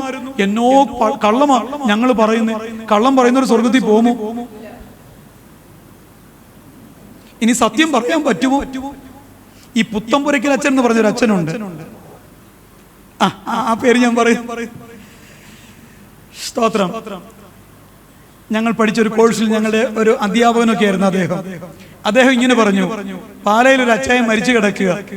അപ്പം വന്ന അച്ഛന്മാരും ആളുകളെല്ലാം അച്ചാനെ കുറിച്ച് അങ്ങ് പൊക്കി, ഈ തുമ്പേന്ന് റോക്കറ്റ് പോകുന്ന അച്ചാനെ അങ്ങ് വാണത്തെ കയറ്റുക, അങ്ങ് അടിച്ച് കിളത്തി. അച്ഛൻ ഭയങ്കര സംഭവമായിരുന്നു പറഞ്ഞു. 2 പെമ്മക്കളാ ഉള്ളത്. അമ്മാമ്മ കേട്ട് അങ്ങ് മടുത്തു. അവസാനം റോസിയമ്മാമ എഴുന്നേറ്റ് മൂത്ത മോളോട് പറഞ്ഞു, എടി ടെസി, നീ ഒന്ന് എഴുന്നേറ്റ് നോക്കിക്കേ, ചത്ത് കിടക്കുന്നത് നിന്റെ അപ്പം തന്നെയാണോ? കാരണം ഈ നാട്ടുകാർ പറയുന്ന ഒരു അപ്പനെ റോസമാമയും ടെസിമോളും ടിനിയ എന്നും കണ്ടിട്ടില്ല. അവർക്ക് ആ കൂടെ അറിയാവുന്ന വീട്ടിൽ വന്ന് കയറിയ ബഹളവും തൊഴിയും അടി ഇടി വെള്ളം അടിച്ച് ബഹളവും തോന്നിവാസം കാണിക്കുന്ന ആളെ അറിയത്തുള്ളൂ. പക്ഷെ ഇവരെല്ലാം ഒന്ന് പറയുന്ന ആളെ ഇവര് ജീവിതത്തിൽ അപ്പൊ പറയാ, ചത്ത് കിടക്കുന്നതിന്റെ അപ്പം തന്നെയാണോ, ഒന്ന് എഴുന്നേറ്റ് നോക്കാൻ. ഇതുപോലെ ദൈവദാസന്മാരായി ഞങ്ങളെ കൊണ്ട് പറയിപ്പിക്കരുത്. നോക്കാം ബൈബിളിൽ വല്ല തെളിവുണ്ടോ? തുറക്കാം പുസ്തകം, രാജാക്കന്മാരുടെ പുസ്തകം, 2 രാജാക്കന്മാർ 4-ാം അധ്യായം 8, 9, 10 വാക്യങ്ങൾ. 2 രാജാക്കന്മാർ 4-ാം അധ്യായം 8, 9, 10 വായിച്ചു. ഒരു ദിവസം എലീശ ശൂനേമിലേക്ക് പോയി. അവിടെ ധനികയായ ഒരു സ്ത്രീ ഉണ്ടായിരുന്നു. അവൾ അവനെ ഭക്ഷണത്തിന് വരണമെന്ന് നിർബന്ധിച്ചു. പിന്നത്തേതിൽ അവൻ ആ വഴി പോകുമ്പോഴൊക്കെയും ഭക്ഷണത്തിന് അവിടെ കയറും. അവൾ തന്റെ ഭർത്താവിനോട്, നമ്മുടെ വഴിയായി കൂടെ കൂടെ കടന്നു പോകുന്ന ഇയാൾ വിശുദ്ധനായ ഒരു ദൈവപുരുഷൻ എന്ന് ഞാൻ കാണുന്നു. നാം ചുവരോട് കൂടിയ ചെറിയൊരു മാളിക മുറി പണിതുണ്ടാക്കുക. അതിൽ അവന് ഒരു കട്ടിലും ഒരു മേശയും ഒരു നാൽക്കാലിയും ഒരു നിലവിളക്കും വെക്കുക. അവൻ നമ്മുടെ അടുക്കൽ വരുമ്പോൾ അവന് അവിടെ കയറി പാർക്കാമല്ലോ എന്ന് പറഞ്ഞു. മതി, ഞാൻ വിശദീകരിക്കാൻ എന്റെ പ്രിയർക്ക് കാര്യം മനസ്സിലായിട്ടുണ്ട്. ശൂനേംകാരത്തി ഒരു ദൈവപുരുഷനെ കുറിച്ച് സാക്ഷ്യം പറയുക. ഇംഗ്ലീഷിലെ വാക്കുകളൊക്കെ വളരെ ഹൃദയസ്പൃക്ക. തമിഴിലെ ബൈബിളൊക്കെ ഉള്ളവരൊക്കെ ഒന്ന് പഠിച്ചു നോക്കണം. ആ വാക്ക് എത്ര ഹൃദയസ്പൃക്ക. താൻ പറയുക, നമ്മുടെ വഴിയായി കൂടെ കൂടെ പോകുന്ന ആൾ ആരാണ്? വിശുദ്ധനായ ഒരു, അതും പറയുന്നത് ആരാ പറയുന്നേ? ഒരു സ്ത്രീയാ. എലീശയെ കുറിച്ച് ശൂനേംകാരത്തിയുടെ സാക്ഷ്യമാണ്. നമ്മുടെ വഴിയായി പോകുന്ന മനുഷ്യൻ ആരാണ്? വിശുദ്ധനായ ഒരു. നിങ്ങളുടെ തമ്പിച്ചാൻ കൂടെ കൂടെ പറയുമായിരുന്നു, സഭയിലെ സഹോദരിമാരോട് ചോദിക്കണം, 3 വർഷം ശുശ്രൂഷിച്ചു പോകുന്ന ദൈവദാസനെ കുറിച്ച് ആള് വിശുദ്ധനായിരുന്നോ അല്ലയോ എന്നറിയാൻ ചർച്ചിലെ സഹോദരിമാരോട് ചോദിച്ചാൽ മതിയെന്ന് തമ്പിച്ചാൻ കൂടെ കൂടെ പറയുമായിരുന്നു. Praise God, hallelujah. നമ്മുടെ നോട്ടം, നമ്മുടെ അംഗവിക്ഷേപങ്ങൾ, നമ്മുടെ പെരുമാറ്റ രീതികൾ, ഇടപാടുകൾ, ഇതൊക്കെ വിശുദ്ധിയെ തെളിയിക്കുന്നത്. അന്ന് തോന്നുന്നു സ്തോത്രം, ഹല്ലേലൂയ. എന്നെക്കാൾ ഒരുപാട് അനുഭവങ്ങളുള്ള പാസ്റ്റർമാർ, കർത്താവിന്റെ ദാസന്മാർ ഇരിപ്പുണ്ട്. അവരോടൊക്കെ ചോദിച്ചാൽ 100 അനുഭവങ്ങൾ അവർ പങ്കുവയ്ക്കും. ഒരു കൊച്ചു നോട്ടം പോലും നമ്മുടെ സാക്ഷ്യത്തെ വെളിവാക്കുന്നതാണ്. ഒരു കൊച്ചു വാക്കുപോലും നമ്മുടെ സാക്ഷ്യത്തെ വെളിവാക്കുന്നതാണ്. നമ്മുടെ ഒരു കൊച്ചു ആറ്റിറ്റ്യൂഡ്, അത് നമ്മുടെ സാക്ഷ്യത്തെ, ഞാനും നിങ്ങളും ആരാണെന്നുള്ളതിനെ വെളിവാക്കുന്നതാണ്. ഞാൻ എൻ്റെ പ്രിയരോട് പറയുന്നു, സാക്ഷ്യം കളയരുത്, ജീവിതം കളയരുത്, സാക്ഷ്യം കളയരുത്, ജീവിതം നശിപ്പിക്കരുത്. ഒരൊറ്റ ആയുസ്സേ നമുക്ക് ഈ ഭൂമിയിലുള്ളൂ, ഒരൊറ്റ ജീവിതമേ നമുക്കുള്ളൂ. സ്തോത്രം. അത് നശിപ്പിച്ചാൽ ഞാനും നിങ്ങൾ തീർച്ചയായിട്ടും അവനവൻ ശരീരത്തിൽ ഇരിക്കുമ്പോൾ ചെയ്തത് നല്ലതാകിലും തീയതാകിലും തക്കവണ്ണം പ്രാപിക്കേണ്ടതിന് ഞാനും നിങ്ങളും ദൈവത്തിന്റെ ന്യായാസനത്തിന് മുൻപാകെ വെളിപ്പെടേണ്ടതാണ്, നിൽക്കേണ്ടതാണ്. ആ ബോധ്യവും യാഥാർത്ഥ്യവും ഞാനും നിങ്ങളും മറന്ന് കളയരുത്. ഇവിടെ നോക്കിക്കേ, എനിക്ക് ഭയങ്കരമായിട്ട് ഇഷ്ടപ്പെട്ടു. ഇവള് പറയുന്നത് ആരോടാ പറയുന്നത്? സ്വന്തം ഹസ്ബൻഡിനോട്, സ്വന്തം ഭർത്താവിനോടാ പറയുന്നത്. നമ്മുടെ വഴിയായി കൂടെ കൂടെ പോകുന്ന മനുഷ്യൻ, ഇങ്ങേർക്ക് ഭാര്യ അത്രയ്ക്ക് വിശ്വാസം, ഭാര്യയ്ക്ക് ഭർത്താവിനെ വിശ്വാസം. അപ്പൊ ഭർത്താവ് പറഞ്ഞില്ലേ, ഞാൻ എങ്ങോട്ടേലും ഇറങ്ങുമ്പോ വഴിയെ പോകുന്നവരെ നോക്കിക്കൊണ്ടിരിക്കുകയല്ലേ. അവളുടെ ആ വാക്ക് കണ്ടോ? വിശുദ്ധനായ ഒരു ദൈവപുരുഷൻ. ഇതിൽ പരമൊരു സാക്ഷ്യം ഒരു ദൈവദാസന് എന്താ വേണ്ടിയത്? അവളുടെ ഹസ്ബൻഡിന് അത്രത്തോളം അവളെ വിശ്വാസം. ഒരു മാളിക മുറി പണിതുണ്ടാക്കുന്നു, കട്ടില്, മേശ, കസേര ഒക്കെ അവിടേക്ക് വരുന്നു.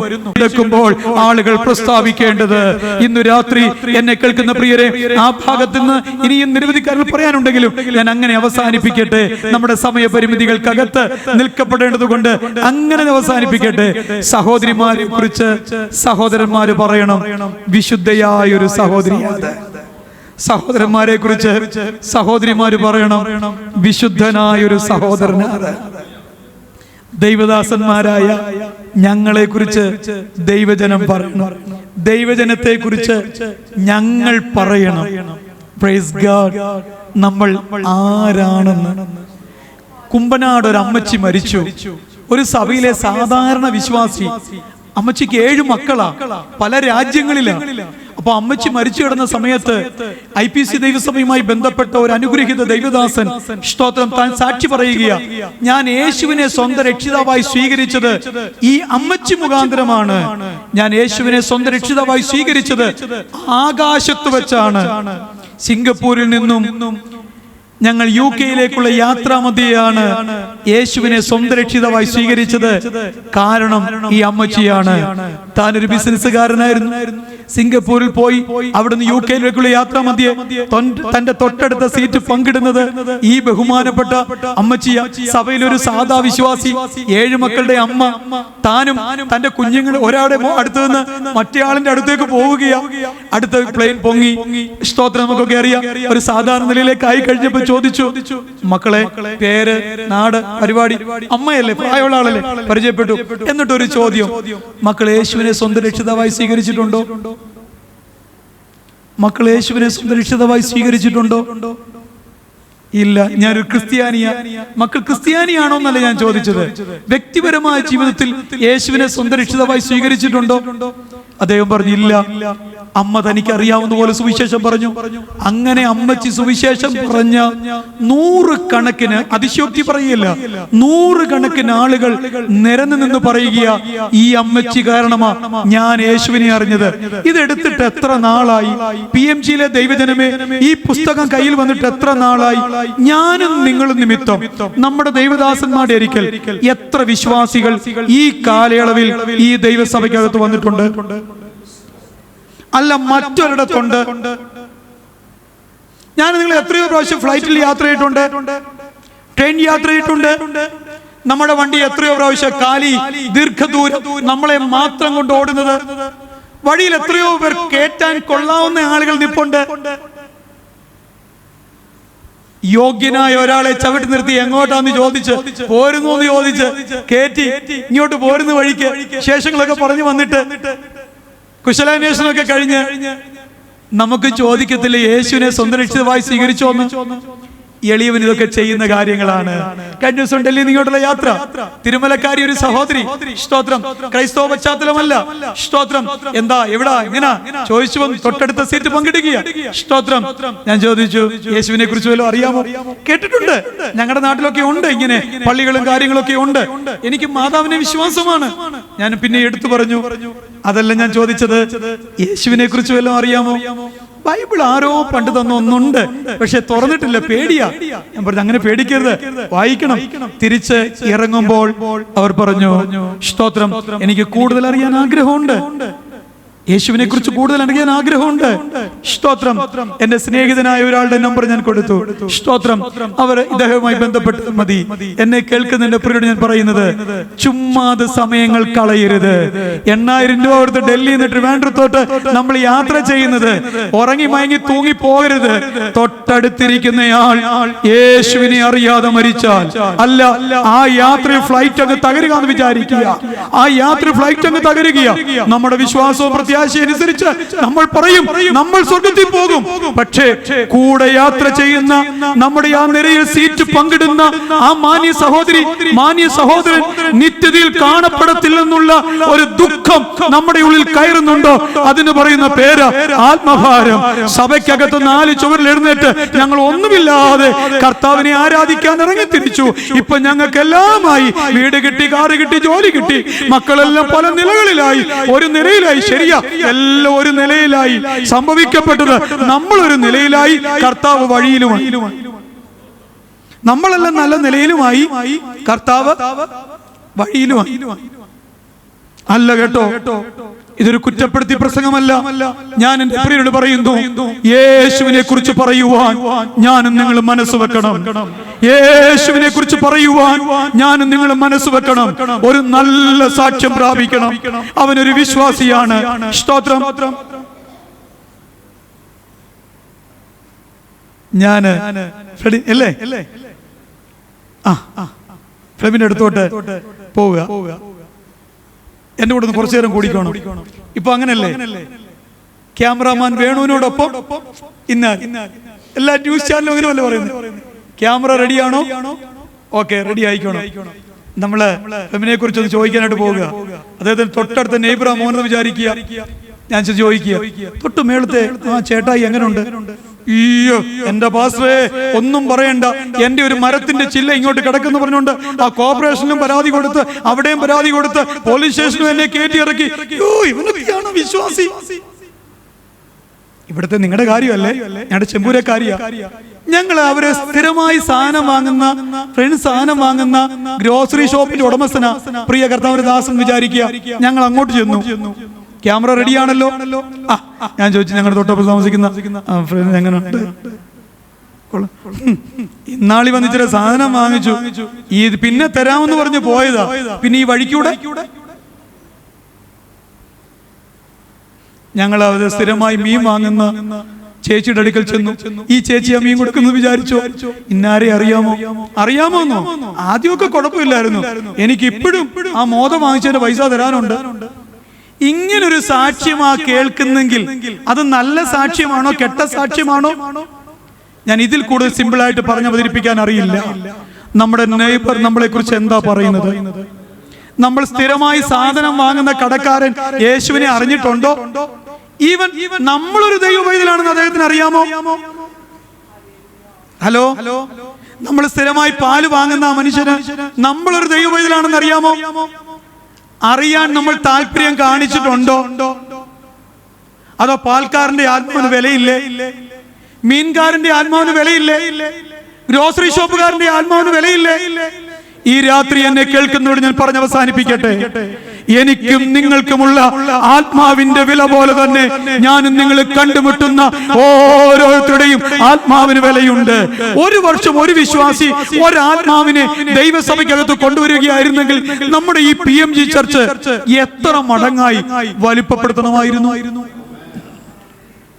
Hello, M A Varghese pastor, Jinu pastor, Rajeev സാറിന്റെ തോമസ് പാസ്റ്റർ ജോലി മാത്രമല്ല ആത്മാക്കളെ കൊണ്ടുവരിക എന്നുള്ളത്. അത് രക്ഷിക്കപ്പെട്ട യേശുവിനെ അറിഞ്ഞ ഓരോ ദൈവവൈതലിന്റെയും ജോലിയാണ് ആത്മാക്കളെ ദൈവരാജ്യത്തിലേക്ക് നടത്തുക എന്നുള്ളത്. ആത്മഭാരമുള്ളവരായി മാറി നമ്മുടെ കുടുംബങ്ങൾക്ക് വേണ്ടി, കുടുംബക്കാർക്ക് വേണ്ടി, സ്നേഹിതർക്ക് വേണ്ടി, ചാർച്ചക്കാർക്ക് വേണ്ടി യേശു കർത്താവിനെ പ്രാർത്ഥിക്കാൻ കഴിയുമോ? എനിക്ക് പരിചയമുള്ള കുറച്ച് പോലീസ് ഓഫീസേഴ്സ് ഉണ്ട്, കുറച്ച് ഡോക്ടേഴ്സ് ഉണ്ട്. നിങ്ങൾ രാജ്കുമാരി സിംഗ് എന്ന ആളെ കുറിച്ച് കേട്ടിട്ടുണ്ടോ? ബൈബിൾ സൊസൈറ്റി ഓക്സിലറി പ്രസിഡന്റ് ആയിരുന്ന ഡോക്ടർ രാജ്കുമാരി സിംഗ്, വെല്ലൂരെ അറിയപ്പെടുന്ന സർജനായിരുന്നു. തമിഴ് വംശജ. താൻ കത്തി കയ്യിലെടുക്കുമ്പോൾ സ്തോത്രം പറയും. ഒരു വലിയ സർജറിയിലേക്ക് മാറും. മുമ്പ് തന്റെ ടീമിനെ ഒരുമിച്ച് നിർത്തി പ്രാർത്ഥിക്കും. സർജറി ചെറുതാകട്ടെ വലുതാകട്ടെ താൻ ഒറ്റയ്ക്ക് പ്രാർത്ഥിക്കും. എപ്പോഴും സ്തോത്രം സ്തോത്രം സ്തോത്രം. തന്റെ കൂടെയുള്ള ഒരു ഉദ്യോഗസ്ഥർക്ക് അരോചകമായി അദ്ദേഹം രാജ്കുമാരി സിംഗിനോട് പറഞ്ഞു, ഡോക്ടർ ഒന്നുകിൽ സ്തോത്രം പറച്ചിൽ നിർത്തണം, അല്ലെങ്കിൽ എന്നെ ടീമിൽ നിന്ന് ഒഴിവാക്കണം. അദ്ദേഹം അതിവിദഗ്ധന വൈദ്യത്വമുള്ള ആളാ സർജറിയിലൊക്കെ. രാജ്കുമാരി സിംഗ് പറഞ്ഞു, ഞാൻ ശ്രമിക്കാം, താങ്കളെ എന്റെ ടീമിൽ ഒഴിവാക്കാൻ പറ്റത്തില്ല. അങ്ങനെ ഇരിക്കും ഒരു ദിവസം രാജ്കുമാരി സിംഗ് റാന്നി YMCയിൽ പ്രസംഗിക്കാൻ വന്ന സമയത്ത് ഞാൻ നേരിട്ട് കേട്ട പ്രസംഗമാണ്. സ്തോത്രം. ഒരു ദിവസം രാജ്കുമാരി സിംഗിന്റെ വീട്ടിലേക്ക് തന്റെ കൂടെ പ്രവർത്തിക്കുന്ന ആളിന് ചെല്ലേണ്ടി വന്നു. തുറന്ന ഗേറ്റിനകത്തൂടെ താൻ അകത്തേക്ക് മുറ്റത്തേക്ക് പ്രവേശിക്കുമ്പോൾ അന്ന് പതിവിന് വിപരീതമായി അഴിച്ചുവിട്ട നായെ കൂട്ടിൽ കയറ്റാൻ മറന്നുപോയിരുന്നു, വിട്ടുപോയിരുന്നു. രാജ്കുമാരി സിംഗ് വളർത്തുന്ന ആ പടുകൂറ്റൻ നായ കുരച്ച് ചാടിക്കൊണ്ടുവന്ന് തന്റെ സ്നേഹിതന്റെ ഗേറ്റ് തുറന്ന് പുറത്തിറങ്ങാൻ കഴിയും മുമ്പ് തന്നെ തള്ളി താഴെയിട്ടു. ശേഷം തന്റെ നെഞ്ചിലേക്ക് അതിന്റെ കാലെടുത്ത് വെച്ച് കുറച്ച് ഉച്ചത്തിൽ ബഹളം ഉണ്ടാക്കാൻ തുടങ്ങി. വേലക്കാരും രാജ്കുമാരി സിംഗ് ഓടി വരുമ്പോൾ കാണുന്നത് ഒരാൾ നിലത്ത് വീണ് കിടക്കുന്നു. തന്റെ കൂറ്റൻ നായ കുരച്ചുകൊണ്ട് നിൽക്കുന്നു. രാജ്കുമാരി സിംഗ് പേര് വിളിച്ചുകൊണ്ട് ഓടി അടുത്തേക്ക് വന്നു. നോക്കിയപ്പോൾ തന്റെ കൂടെ വർക്ക് ചെയ്യുന്ന തന്റെ സഹപ്രവർത്തകൻ നായെ ജോലിക്കാർ പിടിച്ചു മാറ്റി. സഹപ്രവർത്തകനോട് സോറി പറഞ്ഞ് അദ്ദേഹത്തെ പിടിച്ചെഴുന്നേൽപ്പിച്ച് പൊടിയും ചെളിയും തട്ടി മാറ്റി വീടിനകത്തേക്ക് കൂട്ടിക്കൊണ്ടുപോയി സോറി പറഞ്ഞു നിൽക്കുമ്പോൾ ഈ നായ വേലക്കാർക്കൊപ്പം നടന്നു വരുമ്പോഴും വാലാട്ടിക്കൊണ്ടിരിക്കുകയാണ്. ഇദ്ദേഹം ഭയന്നിട്ട് ചോദിക്കുക, ഇതെന്തിനെങ്ങനെ ഇടുന്ന വാലാട്ടുന്നത്? എനിക്ക് പേടിയാകുന്നു. ഇതിന്റെ വാലാട്ടുന്നത് കണ്ടാൽ ഈ വാല് പറഞ്ഞു പോകുന്നത് പോലെ തോന്നുമല്ലോ. രാജ്കുമാരി സിംഗ് ആ അവസരം മുതലെടുത്തു. രാജ്കുമാരി സിംഗ് പറഞ്ഞു, ഡോക്ടർ നോക്കൂ, എന്റെ എച്ചിൽ തിന്നുന്ന എന്റെ നായിക്ക് എന്നോട് ഉള്ള നന്ദി പ്രകടനമാണ് ഈ വാലാട്ടുന്നതിലൂടെ കാണിക്കുന്നതെന്ന് അങ്ങക്ക് മനസ്സിലാകുന്നല്ലോ. അദ്ദേഹം പറഞ്ഞു, യെസ്, എനിക്കത് മനസ്സിലാകുന്നു. ഈ ആത്മാവില്ലാത്ത മൃഗം, എന്റെ വേസ്റ്റ് തിന്നുന്ന ജന്തു എന്നോട് യജമാനത്തി എന്ന നിലയിൽ എന്നോട് കാണിക്കുന്ന നന്ദി പ്രകടനമാണ് ഈ വാലാട്ടുന്നത്. എങ്കിൽ ദൈവത്തിന്റെ സാദൃശ്യത്തിലും സ്വരൂപത്തിലും സൃഷ്ടിച്ച രാജ്കുമാരി സിംഗ് എന്ന ഞാൻ വെല്ലൂർ ക്രിസ്ത്യൻ മെഡിക്കൽ കോളേജിൽ ചുരുങ്ങിയ സമയം കൊണ്ട് അറിയപ്പെടുന്ന നല്ലൊരു ഡോക്ടർ, സർജൻ എന്നൊക്കെ പേരെടുത്ത ഞാൻ, എനിക്ക് ഈ ബുദ്ധിയും ജ്ഞാനവും അറിവും കഴിവും പ്രാപ്തിയും നൽകിയ എന്റെ സർവശക്തനായ ദൈവത്തെ എന്തുമാത്രം സ്തുതിക്കണം. ഇന്ന് രാത്രി രാജ്കുമാരി സിംഗ് പറഞ്ഞ വാക്ക് ഞാൻ ആവർത്തിക്കട്ടെ. ആ നിമിഷം ആ വീടിന്റെ സിറ്റ് ഔട്ടിൽ വെച്ച് ആ മനുഷ്യൻ പറഞ്ഞു, ഡോക്ടർ, എനിക്കും വേണം നിങ്ങളുടെ രക്ഷകനെ, എനിക്കും വേണം നിങ്ങളുടെ യേശുവിനെ, എനിക്കും പറയണം സ്തോത്രങ്ങൾ. ഇന്ന് രാത്രി എന്നെ കേൾക്കുന്ന പ്രിയരെ, ഇതൊരു ചലഞ്ചായി ഏറ്റെടുക്കാൻ എത്ര പേരുണ്ട്? കുഞ്ഞുങ്ങളെ, നമ്മുടെ ക്യാമ്പസിലൊപ്പം പഠിക്കുന്നവർ, നമ്മോടൊപ്പം വർക്ക് ചെയ്യുന്നവർ, നമ്മുടെ ഒപ്പം താമസിക്കുന്നവർ, നമ്മുടെ അയൽപക്കങ്ങളിലുള്ളവർ, നമ്മൾ സ്ഥിരമായി കണ്ടുമുട്ടുന്നവർ, ഞാനും നിങ്ങളും അറിഞ്ഞ യേശു അറിയാൻ നമ്മളിൽ എത്ര പേർക്ക് കൊതിയുണ്ട്, എത്ര പേർക്ക് ആത്മഭാരമുണ്ട് ഒരു നല്ല സാക്ഷ്യം പ്രാപിക്കാൻ. ആകാശത്ത് വെച്ചാൽ ഞാൻ യേശുവിനെ കണ്ടുമുട്ടിയത്. ഞങ്ങളുടെ അമ്മച്ചിയെ കുറിച്ച് പറഞ്ഞ സാക്ഷ്യം. അങ്ങനെ ഓരോരുത്തർ വേറൊരാൾ പറയുക, ഒരു ശവമടക്ക് ശുശ്രൂഷയില്ല, ഒരു സെമിത്തേരിയിൽ വെച്ച ഞാൻ യേശുവിനെ കണ്ടുമുട്ടിയത്. വ്യത്യസ്തമായ സാക്ഷ്യം. ചന്തസ്ഥലത്തും സെമിത്തേരിയിലും ആകാശത്തിലും കല്യാണ സ്ഥലത്തും യേശുവിനെ പറയാൻ മടിയില്ലാതിരുന്ന ഞങ്ങളുടെ കുമ്പനാടുകാരി സാറാമച്ചി ഇന്ന് രാത്രി എന്നെ കേൾക്കുന്ന PMGയിലെ ദൈവമക്കളോട് ആത്മാവിൽ എളിയദാസൻ പൂർണ്ണ പ്രതിപക്ഷ ബഹുമാനത്തോടും അതീവ വിനയത്തോടും സംസാരിച്ചു പറയുന്നു, യേശുവിനെ പ്രഘോഷിക്കുന്നതിൽ, യേശുവിനെ പങ്കിടുന്നതിൽ, കർത്താവിനെ കൊടുക്കുന്നതിൽ ഞാനും നിങ്ങളും അന്തർമുഖരായിരിക്കരുത്. അത് നമ്മുടെ ഏറ്റവും അഭിമാനകരമായ വിഷയമായി കാണണം. ഈ സ്ത്രീ പറയുന്നത് കണ്ടോ? സാക്ഷ്യം. അവൻ വിശുദ്ധനായ ഒരു ദൈവമനുഷ്യൻ. നമ്മളെ കുറിച്ച് എന്തായിരിക്കും ആളുകൾ പറയുന്നത്? നമ്മളെ കുറിച്ചുള്ള സാക്ഷ്യം എന്തായിരിക്കും? അടുത്ത വാക്യം വായിച്ച ആന്റി പെട്ടെന്ന് 2 രാജാക്കന്മാർ 4-ാം അധ്യായത്തിന്റെ 8-ാം വാക്യം. 2 രാജാ 4:8 ആദ്യം വായിച്ച 5-ന്റെ. ഒരു ദിവസം എലീശ ശൂനേമിലേക്ക് പോയി. അവിടെ ധനികയായ ഒരു സ്ത്രീ ഉണ്ടായിരുന്നു. അവൾ അവനെ ഭക്ഷണത്തിന് എനിക്ക് തെറ്റി. 4:1 പ്രവാചക ശിഷ്യന്മാരുടെ ഭാര്യമാരിൽ ഒരുത്തി ഏലിശയോട് നിലവിളിച്ചു, നിന്റെ ദാസനായ എന്റെ ഭർത്താവ് മരിച്ചുപോയി, നിന്റെ ദാസൻ യഹോവ ഭക്തനായിരുന്നു എന്ന് നിനക്കറിയാമല്ലോ. മതി, നിൽക്കട്ടെ. ഭർത്താവിനെ കുറിച്ച് ഭാര്യയുടെ സാക്ഷ്യം. ഭർത്താവിനെ കുറിച്ച് ഭാര്യയുടെ സാക്ഷ്യം. എന്നൊന്നാ, നിന്റെ ദാസൻ എന്റെ ഭർത്താവ് ആരായിരുന്നു? യഹോവ ഭക്തനായിരുന്നു. അച്ചായമാരെ, ചേട്ടായിമാരെ, നമ്മളെ കുറിച്ച് നമ്മുടെ വാമഭാഗം എന്തായിരിക്കും പറയുന്നത്? എന്തായിരിക്കും പറയുന്നത്? ചിന്തിച്ചിട്ടുണ്ടോ? എന്റെ അച്ചായൻ ഇപ്പൊ ഈ ഫ്യൂണറൽ സർവീസുകളിൽ ഒരു അലങ്കാരമായി മാറിയിരിക്കുക. സാക്ഷി പറച്ചില് ഉള്ളതും ഇല്ലാത്തതെല്ലാം ചുമ്മാ പറഞ്ഞു പിടിപ്പിച്ച് അതൊരു ട്രെൻഡായിട്ട് മാറിയിരിക്കുക. പക്ഷേ നാലാളെ കേൾക്കെ ഒരു വാക്കുപോലും മൈക്കെടുത്ത് നമ്മുടെ പ്രിയതമ നമ്മൾ മുൻപേ പോകേണ്ടി വന്നാൽ പറഞ്ഞില്ലെങ്കിൽ പോലും അവരെ ഉള്ളിന്റെ ഉള്ളിൽ ഉണ്ടാകണം, ഈ കിടക്കുന്ന മനുഷ്യൻ എന്റെ ഭർത്താവ് ദൈവഭക്തനായിരുന്നു. അതിന്റെ ഗുണം കണ്ടോ? അപ്പൻ ദൈവഭക്തനായിരുന്നപ്പോൾ മക്കളെ രണ്ടെണ്ണത്തെ കടക്കാർ പിടിച്ചോണ്ട് പോകാൻ വരികയാണ്. ആ വീടിന്റെ സ്ഥിതി വളരെ പരിതാപകരമാണ്. എന്നാൽ ഒരു വീടിന്റെ സ്ഥിതിയും ഗതിയും മാറ്റി ഒരപ്പൻ കാത്തു സൂക്ഷിച്ച സാക്ഷ്യം, ഒരപ്പൻ കാത്തു സൂക്ഷിച്ച സാക്ഷ്യം ഒരു വീടിന്റെ സ്ഥിതി മാറ്റി, ഗതി മാറ്റി. ആ മക്കളെ കടക്കാർ കൊണ്ടുപോയില്ല, ആ വീട് പട്ടിണി കിടന്ന് മുടിഞ്ഞില്ല, ആ വീട് ദൈവത്താൽ അനുഗ്രഹിക്കപ്പെട്ടു. ഈ രാത്രി എന്നെ കേൾക്കുന്ന അമ്മമാരോട്, സഹോദരങ്ങളോട് എളിയദാസൻ അതീവ ബഹുമാനത്തോടെ സംസാരിക്കട്ടെ. ഞാനും നിങ്ങളും ആർജിച്ചെടുക്കുന്ന, പ്രാപിച്ചെടുക്കുന്ന സാക്ഷ്യം നമ്മുടെ ഗതി മാറ്റും, സ്ഥിതി മാറ്റും, തലമുറയുടെ ഗതിവിഗതികളെ മാറ്റി വരയ്ക്കുന്ന ഒന്നാണ് മാതാപിതാക്കൾ പ്രാപിച്ചെടുക്കുന്ന സാക്ഷ്യം. എത്ര പേർ അത് വിശ്വസിക്കുന്നു? ഞാനത് വിശ്വസിക്കുന്നു, ഞാനത് വിശ്വസിക്കുന്നു. ഞാൻ സൂക്ഷിക്കുന്ന സാക്ഷ്യം. കാരണം ദാവീദ് പറയുന്നു, നീതിമാന്റെ സന്തതി അപ്പം ഇരക്കുന്നത്, തുണയില്ലാതിരിക്കുന്നത് അതൊരു സാക്ഷ്യമല്ലേ? അതൊരു സാക്ഷ്യമല്ലേ? നമ്മുടെ സന്തതി തുണയില്ലാതെ പോകത്തില്ല, നമ്മുടെ സന്തതി അപ്പം ഇരക്കില്ല. ഞാനും നിങ്ങളും നീതിമാൻ എന്നൊരു സാക്ഷ്യം പ്രാപിച്ചാൽ, യഹോവ ഭക്തർ എന്നൊരു സാക്ഷ്യം പ്രാപിച്ചാൽ, യഹോവ ഭക്ത എന്നൊരു സാക്ഷ്യം പ്രാപിച്ചാൽ. കഴിഞ്ഞ ദിവസം അയർലൻഡിൽ മോൾ വിളിച്ചു, പാസ്റ്ററെ സ്തോത്രം, ഇവിടുന്ന് ഈ ഹോസ്പിറ്റൽ വിറ്റു, ഞങ്ങളുടെ എല്ലാം ജോലി പോകും, ഞങ്ങളെല്ലാം പിരിച്ചുവിടാൻ പോകുക. ഞാൻ പറഞ്ഞു, ഹോസ്പിറ്റൽ വിൽക്കട്ടെ, അതിനകത്തെ മുഴുവൻ സ്റ്റാഫിനെയും പുതിയ മാനേജ്മെന്റ് പിരിച്ചുവിടട്ടെ.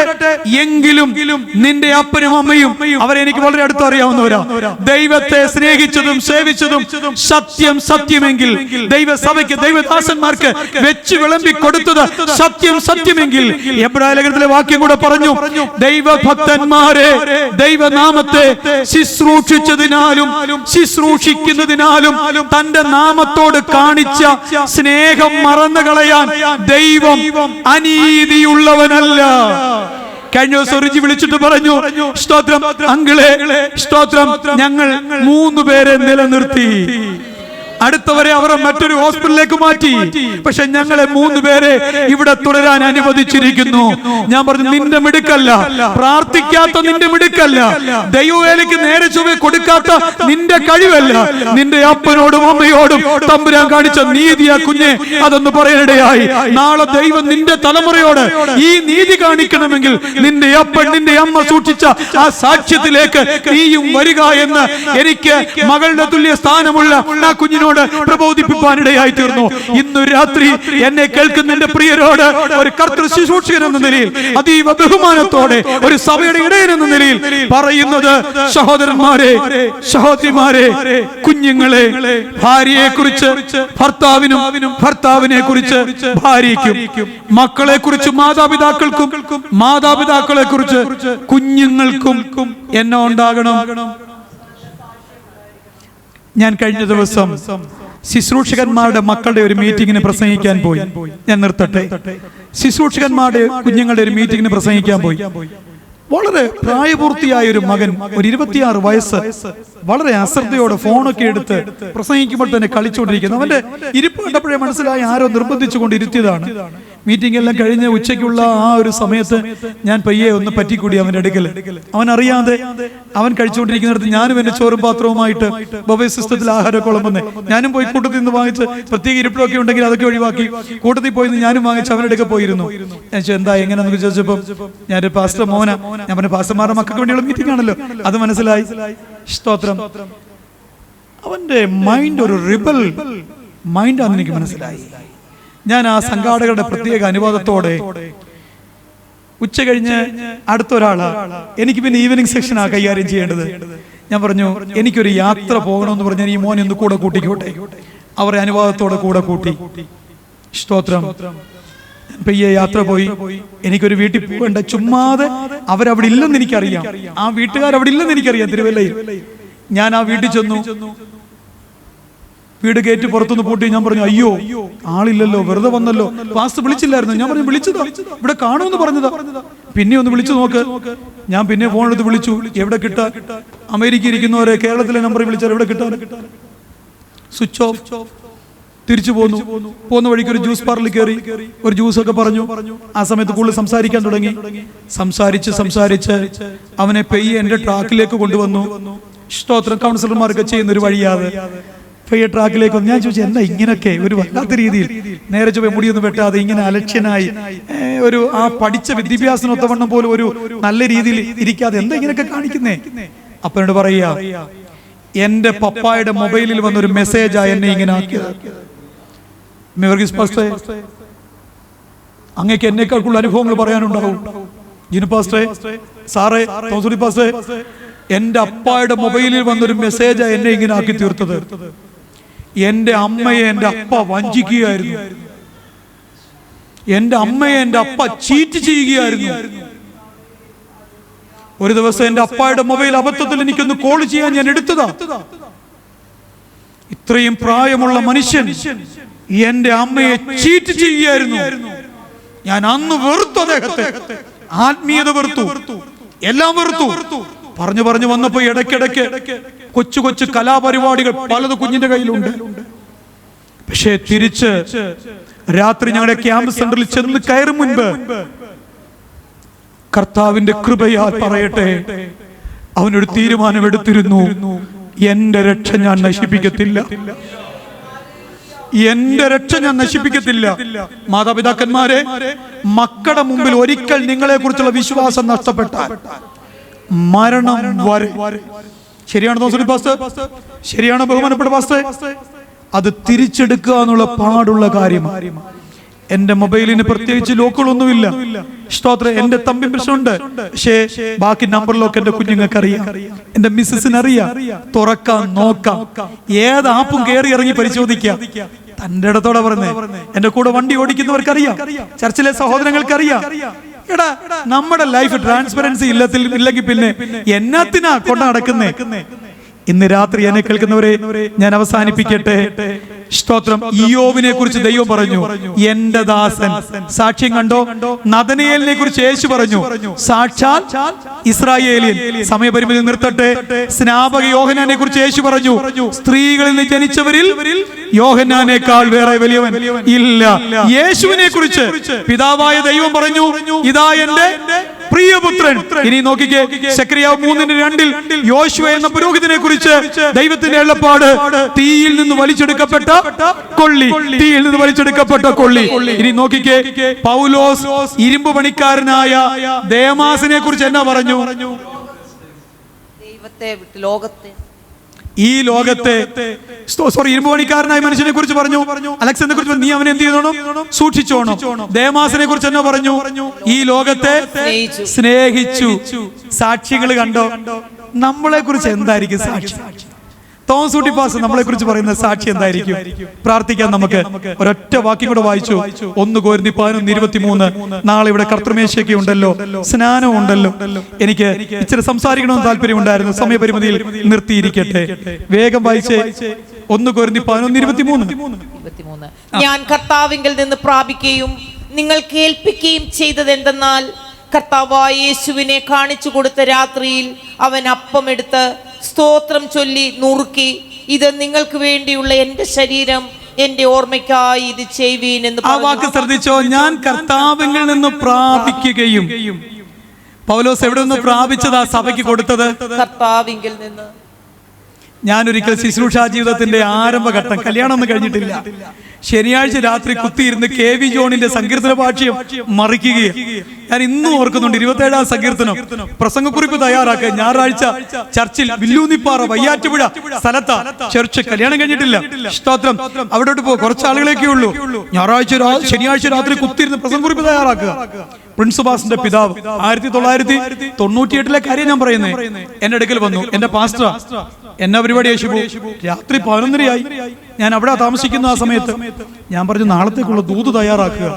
എന്റെ വർഗീസ് ബാസ് ഒറ്റ അടിയ, അദ്ദേഹത്തെ അറിയാലോ, മിലിറ്ററി ചിട്ടയാ, ഒറ്റ അടിയ കളിക്കട്ടെ. ദൂത് തയ്യാറാക്കുന്നു. KV ജോണിന്റെ സങ്കീർത്തന ഭാഷ്യം പഠിച്ച് പ്രസംഗ കുറിപ്പ് തയ്യാറാക്കി വെച്ചിട്ട് ദൂതോ? ഇത് ദൂതല്ല, നീ പഠിച്ച് തയ്യാറാക്കി കൊണ്ടുപോകുന്ന ബുദ്ധിയുടെ ആലോചനയാണ്. ഇത് പറയടാ, ദൂതെന്ന് പറയുന്നത് നീ ദൈവസേന മുഴങ്കാൽ മടക്കി പ്രാർത്ഥിക്കണം. ഒരു ഞായറാഴ്ച സഭായോഗം കഴിയുമ്പോൾ ആ രാത്രി മുതൽ പ്രാർത്ഥിക്കണം. അടുത്ത ഞായറാഴ്ച ദൈവമേ ഈ ജനത്തിന് കൊടുക്കാനുള്ളൊരു സന്ദേശം എന്നെ ഫലമേൽപ്പിക്കണമേ, എന്റെ ദൈവജനത്തിന് കൊടുക്കാനുള്ള ദൂത് എനിക്ക് തരണമേ. അങ്ങനെ പ്രാർത്ഥിച്ചുകൊണ്ടിരിക്കുമ്പോൾ വചനത്തിന്റെ ഒരു പ്രകാശനം ദൈവം തരും. അതെടുത്തു വെച്ച് നീ പഠിക്ക്, അതെടുത്തു വെച്ച് നീ ധ്യാനിക്ക്, അതെടുത്തു വെച്ച് ചിന്തിക്ക്, അതുകൊണ്ട് കൊടുക്ക്. അതിനാ മക്കളെ ദൂതെന്ന് പറയുന്നത്. അതേ ജനത്തിൽ ക്രിയാത്മകമായി പ്രവർത്തിക്കപ്പെടുകയുള്ളൂ എന്ന് 98-ൽ ആ കർത്താവിന്റെ ദാസൻ പറഞ്ഞത് ഇന്നും എന്റെ ഓർമ്മയിലുണ്ട്. ഓരോ ഞായറാഴ്ചയും യോഗം കഴിയുമ്പോൾ പ്രാർത്ഥിക്കും. നാളത്തേക്കുള്ള ദൂത് കഴിഞ്ഞ തിങ്കളാഴ്ചയെ ദൈവം ഏൽപ്പിച്ചു കഴിഞ്ഞു. സ്തോത്രം, ഹല്ലേലൂയ. ഈ കഴിഞ്ഞ ദിവസങ്ങളൊക്കെ ഇന്ന് ഉച്ചയ്ക്കൊക്കെ സാറിന് വീട്ടിൽ വിശ്രമിക്കുമ്പോൾ ജാഗരിച്ച് ധ്യാനിച്ച് ആ വചനം വെച്ച് ഇങ്ങനെ പ്രാർത്ഥിച്ചുകൊണ്ടിരിക്കുകയാണ്. ഇന്ന് രാത്രി എന്നെ കേൾക്കുന്നവരോട് ഞാൻ പറയുന്നത്, സ്തോത്രം, നമ്മൾ എവിടെയെങ്കിലൊക്കെ കേൾക്കുന്നതും കാണുന്നതും ഗൂഗിളിൽ നിന്നും ഇന്റർനെറ്റിൽ നിന്നും തപ്പിപ്പറക്കിയെടുത്ത് കുത്തിക്കുറിച്ചു കൊണ്ടുവന്ന് വിളമ്പുന്നതല്ല. ദൂത് കർത്താവ് തരുന്നത്, കർത്താവിൽ പ്രാപിക്കുന്നത്, പകരുന്നതാണ് ദൂതെന്ന് പറയുന്നത്. 1 കൃപ പ്രാപിക്കുക, 2 നല്ല സാക്ഷ്യം പ്രാപിക്കുക, 3 കർത്താവിൽ നിന്ന് പ്രാപിക്കുക. ഇനിയും ഗലാത്യ ലേഖനം വായിക്കേണ്ടതുണ്ട്. അവിടെ പൗലോസ് അപ്പോസ്തലൻ ഇങ്ങനെ പറയുന്നു, ഞാൻ കർത്താവിന്റെ വെളിപ്പാട് അനുസരിച്ചത്രേ യെരൂശലേമിലേക്ക് പോയത്. വാക്യങ്ങളിലേക്കൊന്നും പോകുന്നില്ല. ഈ രാത്രി ഇങ്ങനെ അവസാനിപ്പിക്കുമ്പോൾ പ്രാപിക്കേണ്ടത് എന്താണെന്നറിയണം. സമയപരിമിതിയിൽ നിർത്തുമ്പോൾ മറക്കരുത്. പൗലോസ് വീണ്ടും പഠിപ്പിക്കുന്നു, വിരുദു പ്രാപിക്കണം, നഷ്ടപ്പെടുത്തി കളയരുത്. ഈ രാത്രി ഒരു നിമിഷം കണ്ണടയ്ക്കാം, ചേർന്ന് പ്രാർത്ഥിക്കാം. സ്തോത്രം. സമയത്തെ ഞാനും അധികരിക്കുന്നില്ല. എല്ലാ കണ്ണുകളും അടയട്ടെ, ഹൃദയങ്ങൾ ഏകാഗ്രമാകട്ടെ. ഒരു നിമിഷം ഒന്ന് ചേർന്ന് ദൈവത്തോട് പ്രാർത്ഥിക്കാമോ? നമ്മൾ എന്താ പ്രാപിക്കേണ്ടത്? കുറച്ച് കൈയടിച്ച് ബഹളം വെച്ച് ഒച്ചപ്പാടുണ്ടാക്കി എന്തെങ്കിലുമൊക്കെ കാട്ടിക്കൂട്ടി പോകുന്നതല്ല ആത്മീയത. കയ്യടി വേണ്ടേ? ബഹളം വേണ്ടേ? ഒച്ചപ്പാട് വേണ്ടേ? അന്യഭാഷ വേണ്ടേ? വേണം.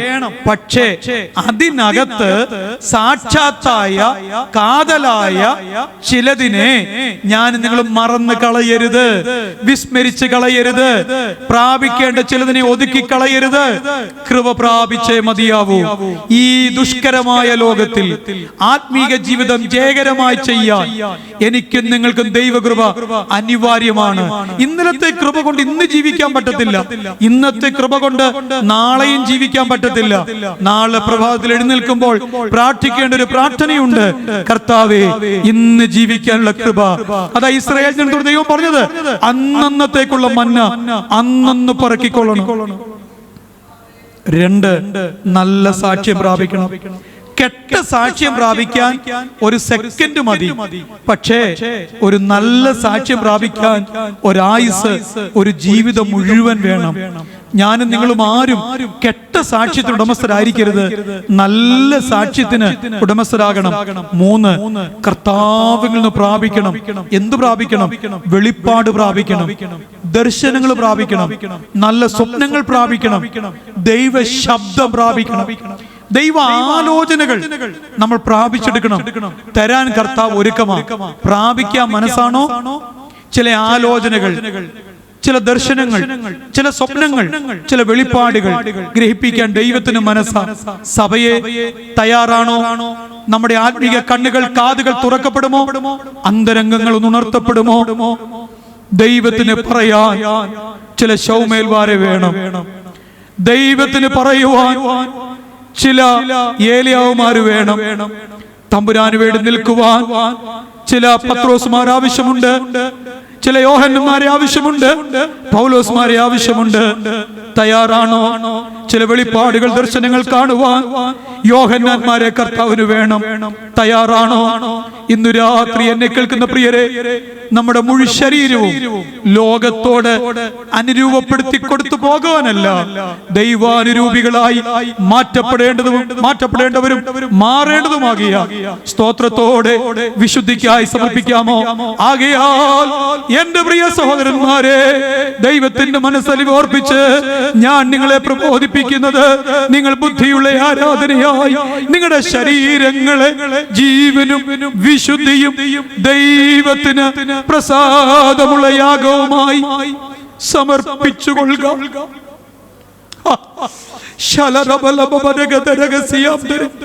ഒരു നിമിഷം ഒന്ന് പ്രാർത്ഥിക്കാം. കണ്ണുകളെല്ലാം നടച്ച് ഈ ശരീരത്തിലിരിക്കുമ്പോൾ ചെയ്തത് നല്ലതാകിലും തീയതാകിലും അതിന് തക്കവണ്ണം ഒരു ദിവസം പ്രാപിക്കണം. നാളെ വിശുദ്ധ സഭായോഗം, തിരുമേശയുണ്ട്. സ്നാനപ്പെടാൻ അവസരം കിട്ടിയിട്ട് ചെയ്യാതിരിക്കുന്നവർ സ്നാനത്തിലേക്ക് വേഗത്തിൽ മാറിക്കൊള്ളണം. സ്നാനം സ്വർഗത്തിൽ പോകാനല്ല, ക്രിസ്തുവിനോട് ചേരാനാ. സ്നാനപ്പെട്ടില്ലെങ്കിൽ സ്വർഗത്തിൽ പോവില്ല, സ്നാനപ്പെട്ടതുകൊണ്ട് പോവില്ല. ദേവദാസന്മാർ അതൊക്കെ പഠിപ്പിക്കും. ക്രിസ്തുവിനോട് ചേരണം, ക്രിസ്തുവിനെ ധരിക്കണം, മരണ അടക്ക പുനരുത്ഥാനത്തോടെ ഏകീഭവിക്കണം. ഒരു വ്യക്തി സുവിശേഷം കൈക്കൊണ്ടു എന്നുള്ളതിന്റെ പൂർണ്ണമായ അംഗീകാരമാണ് സ്നാനമേൽക്കുന്നത്. സ്നാനപ്പെടുന്നതിലൂടെ ദൈവ പദ്ധതിയിലേക്ക് ചിലർ ലിഫ്റ്റ് ചെയ്യപ്പെടട്ടെ, ദൈവഹിതത്തിലേക്ക് ചിലർ നടക്കപ്പെടട്ടെ. പ്രാപിക്കേണ്ടത് പ്രാപിച്ചുകൊണ്ട് നല്ലവനും വിശ്വസ്തയുമായ, നല്ലവനും വിശ്വസ്തനുമായ ദാസിയെ, ദാസനെ എന്നുള്ള വിളി കേൾക്കാൻ സമർപ്പിക്കുന്നു യേശു രക്ഷകന്റെ നാമത്തിൽ. ആമേൻ. കരമുയർത്തി ഹല്ലേലൂയ പറഞ്ഞാട്ടെ. ഒരിക്കൽ കൂടെ ശക്തിയോടെ ഹല്ലേലൂയ. ഹൃദയസ്പർശിയായ ദൈവവചന ചിന്തകൾ കർത്താവിൽ ബഹുമാന്യാഭിഷക്തൻ ഷിബു മാത്യു അവരിൽ കൂടെ ഈ പകലും രാത്രിയിൽ നമുക്ക് കേൾക്കുവാൻ ഭാഗ്യ പദവിയായി നമുക്ക് ദൈവം ജീവിതത്തിൽ നൽകി തന്നല്ലോ. കേട്ട വചനത്തിന് മുമ്പാകെ നമ്മെ സമ്പൂർണ്ണമായി സമർപ്പിക്കാം. കർത്താവിന്റെ അഭിഷക്തനെ കുടുംബമായി ഹല്ലേലൂയ കർത്താവ് പിന്നെ ശക്തമായി ഉപയോഗിക്കട്ടെ. ശാരീരികമായി സൗഖ്യം ദൈവം നൽകട്ടെ. ഹല്ലേലൂയ. നമുക്ക് ആത്മാർത്ഥമായി പ്രാർത്ഥിക്കാം. ഇന്ന് പകലും രാത്രിയിലും ദൈവവചനം ഐശ്വര്യമായി ശുശ്രൂഷിച്ച പാസ്റ്റർ ഷിബു മാത്യു അവർക്ക് സഭയുടെ പേരുള്ള പ്രത്യേക നന്ദി അറിയിക്കുന്നു. ഹല്ലേലൂയ. നമ്മൾ പകൽ കേട്ടു, നല്ല മനുഷ്യനായ ബർദമാസിനെ പോലെ നല്ല സാക്ഷ്യമുള്ളവരായി ഈ ഭൂമിയിൽ ജീവിക്കുവാൻ ദൈവം നമുക്ക് പിന്നെയും ശിഷ്ടായുസ് തന്നിരിക്കുകയാണ്. അതേ നല്ല മനുഷ്യനായി ജീവിക്കുവാൻ നാം എന്ത് ചെയ്യണമെന്നുള്ള ദൈവവചന ചിന്തകൾ പരിശുദ്ധാത്മാവ് നമുക്ക് വിളമ്പി തന്നല്ലോ. ഞാൻ ആരാണെന്നുള്ള ചിന്ത, ഞാൻ ഈ ഭൂമിയിൽ എന്തിനു വന്നിരിക്കുന്നു, ഞാൻ എവിടെ നിന്ന് വന്നു, ഹല്ലേലൂയ, ഞാനിപ്പോൾ എവിടെയാണ്, എങ്ങോട്ടാണ് പോകുന്നത്, പരിശുദ്ധാത്മാവ് നമ്മെ ബോധ്യപ്പെടുത്തിയല്ലോ. നാം കർത്താവിനോട് അനുരൂപപ്പെട്ടേ മതിയാകും. നാം വിശ്വാസത്തിന് വേണ്ടി നിൽക്കുന്നു. ഹല്ലേലൂയ. ദേശത്ത് സാക്ഷ്യമുള്ളവരായി ജീവിക്കുവാൻ കർത്താവ് നമ്മിൽ കൂടെ ആഗ്രഹിക്കുന്നു എന്നുള്ളത് നമ്മെ സ്നേഹിച്ച് ഇന്ന് സംസാരിച്ചല്ലോ. ഈ ലോകത്തിന് അനുരൂപപ്പെടരുത്. നമ്മുടെ ജീവിതം നമ്മുടെ ജീവിതം കൊണ്ട് തീരുന്നതല്ല. നമുക്ക് നിത്യത, അനന്ത കോടി വർഷങ്ങൾ കർത്താവിനോട് ചേർന്ന് ജീവിക്കേണ്ടവരാണ്. നാം കർത്താവിനോട് അനുരൂപപ്പെട്ടെങ്കിൽ മാത്രമേ ആമേൻ ഈ ലോകത്തോട് അനുരൂപപ്പെടുവാൻ കഴിയാതിരിക്കുകയുള്ളൂ. ഹല്ലേലൂയ. അതുകൊണ്ട് കരുണ ലഭിപ്പാനും തൽസമയത്ത് സഹായത്തിനുള്ള കൃപ പ്രാപിപ്പാനുമായി നാം ധൈര്യത്തോട് കൃപാസനത്തിനടുത്തേക്ക് നമുക്ക് ചെല്ലാൻ കഴിയും. ആ ഭാഗ്യ പദവി ഓർക്കുമ്പോൾ എത്ര നമുക്ക് ദൈവത്തെ സ്തുതിക്കുവാൻ കഴിയും. ഒന്നാമത് കണ്ടല്ലോ കൃപ പ്രാപിക്കുവാൻ, രണ്ടാമത് കണ്ടല്ലോ ജീവിത സാക്ഷ്യമുള്ളവരായിരിക്കുവാൻ, നല്ല സാക്ഷ്യമുള്ള ഒരു ജീവിതം, ക്രിസ്തീയ ജീവിതം നയിക്കുവാൻ നമുക്ക് ദൈവം കൃപ നൽകട്ടെ. നല്ല സാക്ഷ്യം പ്രാപിപ്പാൻ ഒരു ആയുസ് മുഴുവൻ വേണ്ടി വരുമ്പോൾ ഒരു ചീത്ത സാക്ഷ്യം അതൊരു നിമിഷമായിക്കോട്ടെ, അത് മുഴുവൻ തകർത്ത് കളയും. ഹല്ലേലൂയ. സഭാപ്രസംഗത്തിൽ വായിക്കുന്നത് പോലെ തൈലക്കാരന്റെ തൈലം ചത്ത ഈച്ചയാൽ താറുമാറാക്കി. ഹല്ലേലൂയ. എന്നാൽ സാക്ഷ്യം പ്രാപിക്കുവാൻ ദൈവം നമ്മെ കുറിച്ച് ആഗ്രഹിക്കുന്നു. ആമേൻ. നമ്മെ എടുക്കപ്പെടുന്നതിന് മുൻപ് അതേ ഹാനോക്ക് സാക്ഷ്യം പ്രാപിച്ചതുപോലെ, അതേ ശൂന്യംകാരത്തി സാക്ഷ്യം തന്റെ ഭർത്താവിനോട് പറഞ്ഞതുപോലെ, അതേ ഒരു ദൈവപുരുഷനെ കുറിച്ച് സാക്ഷ്യം പറഞ്ഞത് കേട്ടല്ലോ. വിശുദ്ധനായ ഒരു ദൈവപുരുഷനായിരുന്നല്ലോ. നമ്മുടെ സാക്ഷ്യം കളയരുത്, സാക്ഷ്യം നഷ്ടപ്പെടുത്തരുത്. ഹല്ലേലൂയ.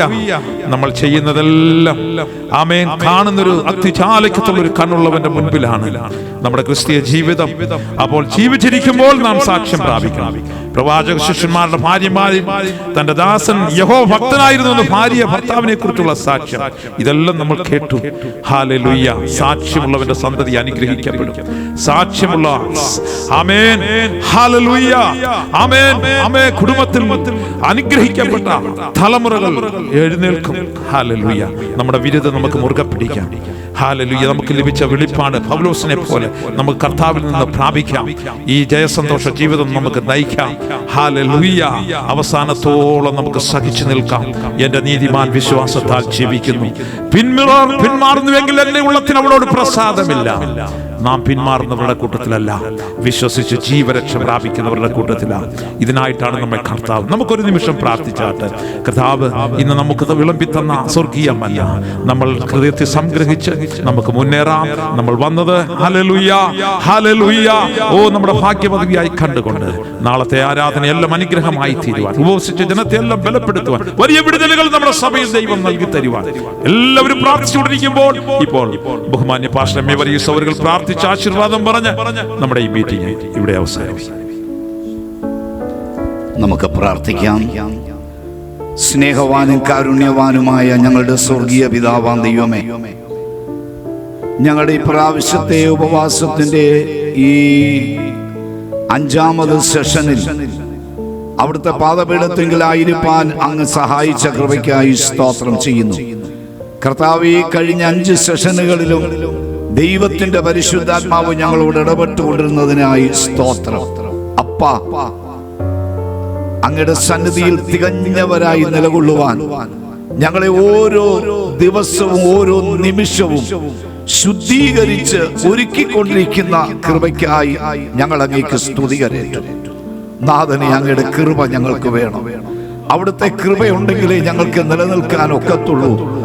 ഓരോ ദിവസവും നിന്റെ കൃപ കൊണ്ട് ഞങ്ങൾ എല്ലാവരെയും മൂടുവാനായി ഞങ്ങൾ അങ്ങയോട് പ്രാർത്ഥിക്കുന്നു. കർത്താവേ, ഞങ്ങളുടെ ഓരോ വിഷയത്തിന്മേലും ദൈവത്തിന്റെ വിടുതലിന്റെ കരം ചലിപ്പിച്ച് വിടുതൽ പ്രാപിച്ച് നിന്നെ മഹത്വപ്പെടുത്തി നിൽക്കുവാൻ അപ്പാ അവിടുന്ന് സഹായിക്കണമേ എന്ന് ഞങ്ങൾ അങ്ങയോട് പ്രാർത്ഥിക്കുന്നു.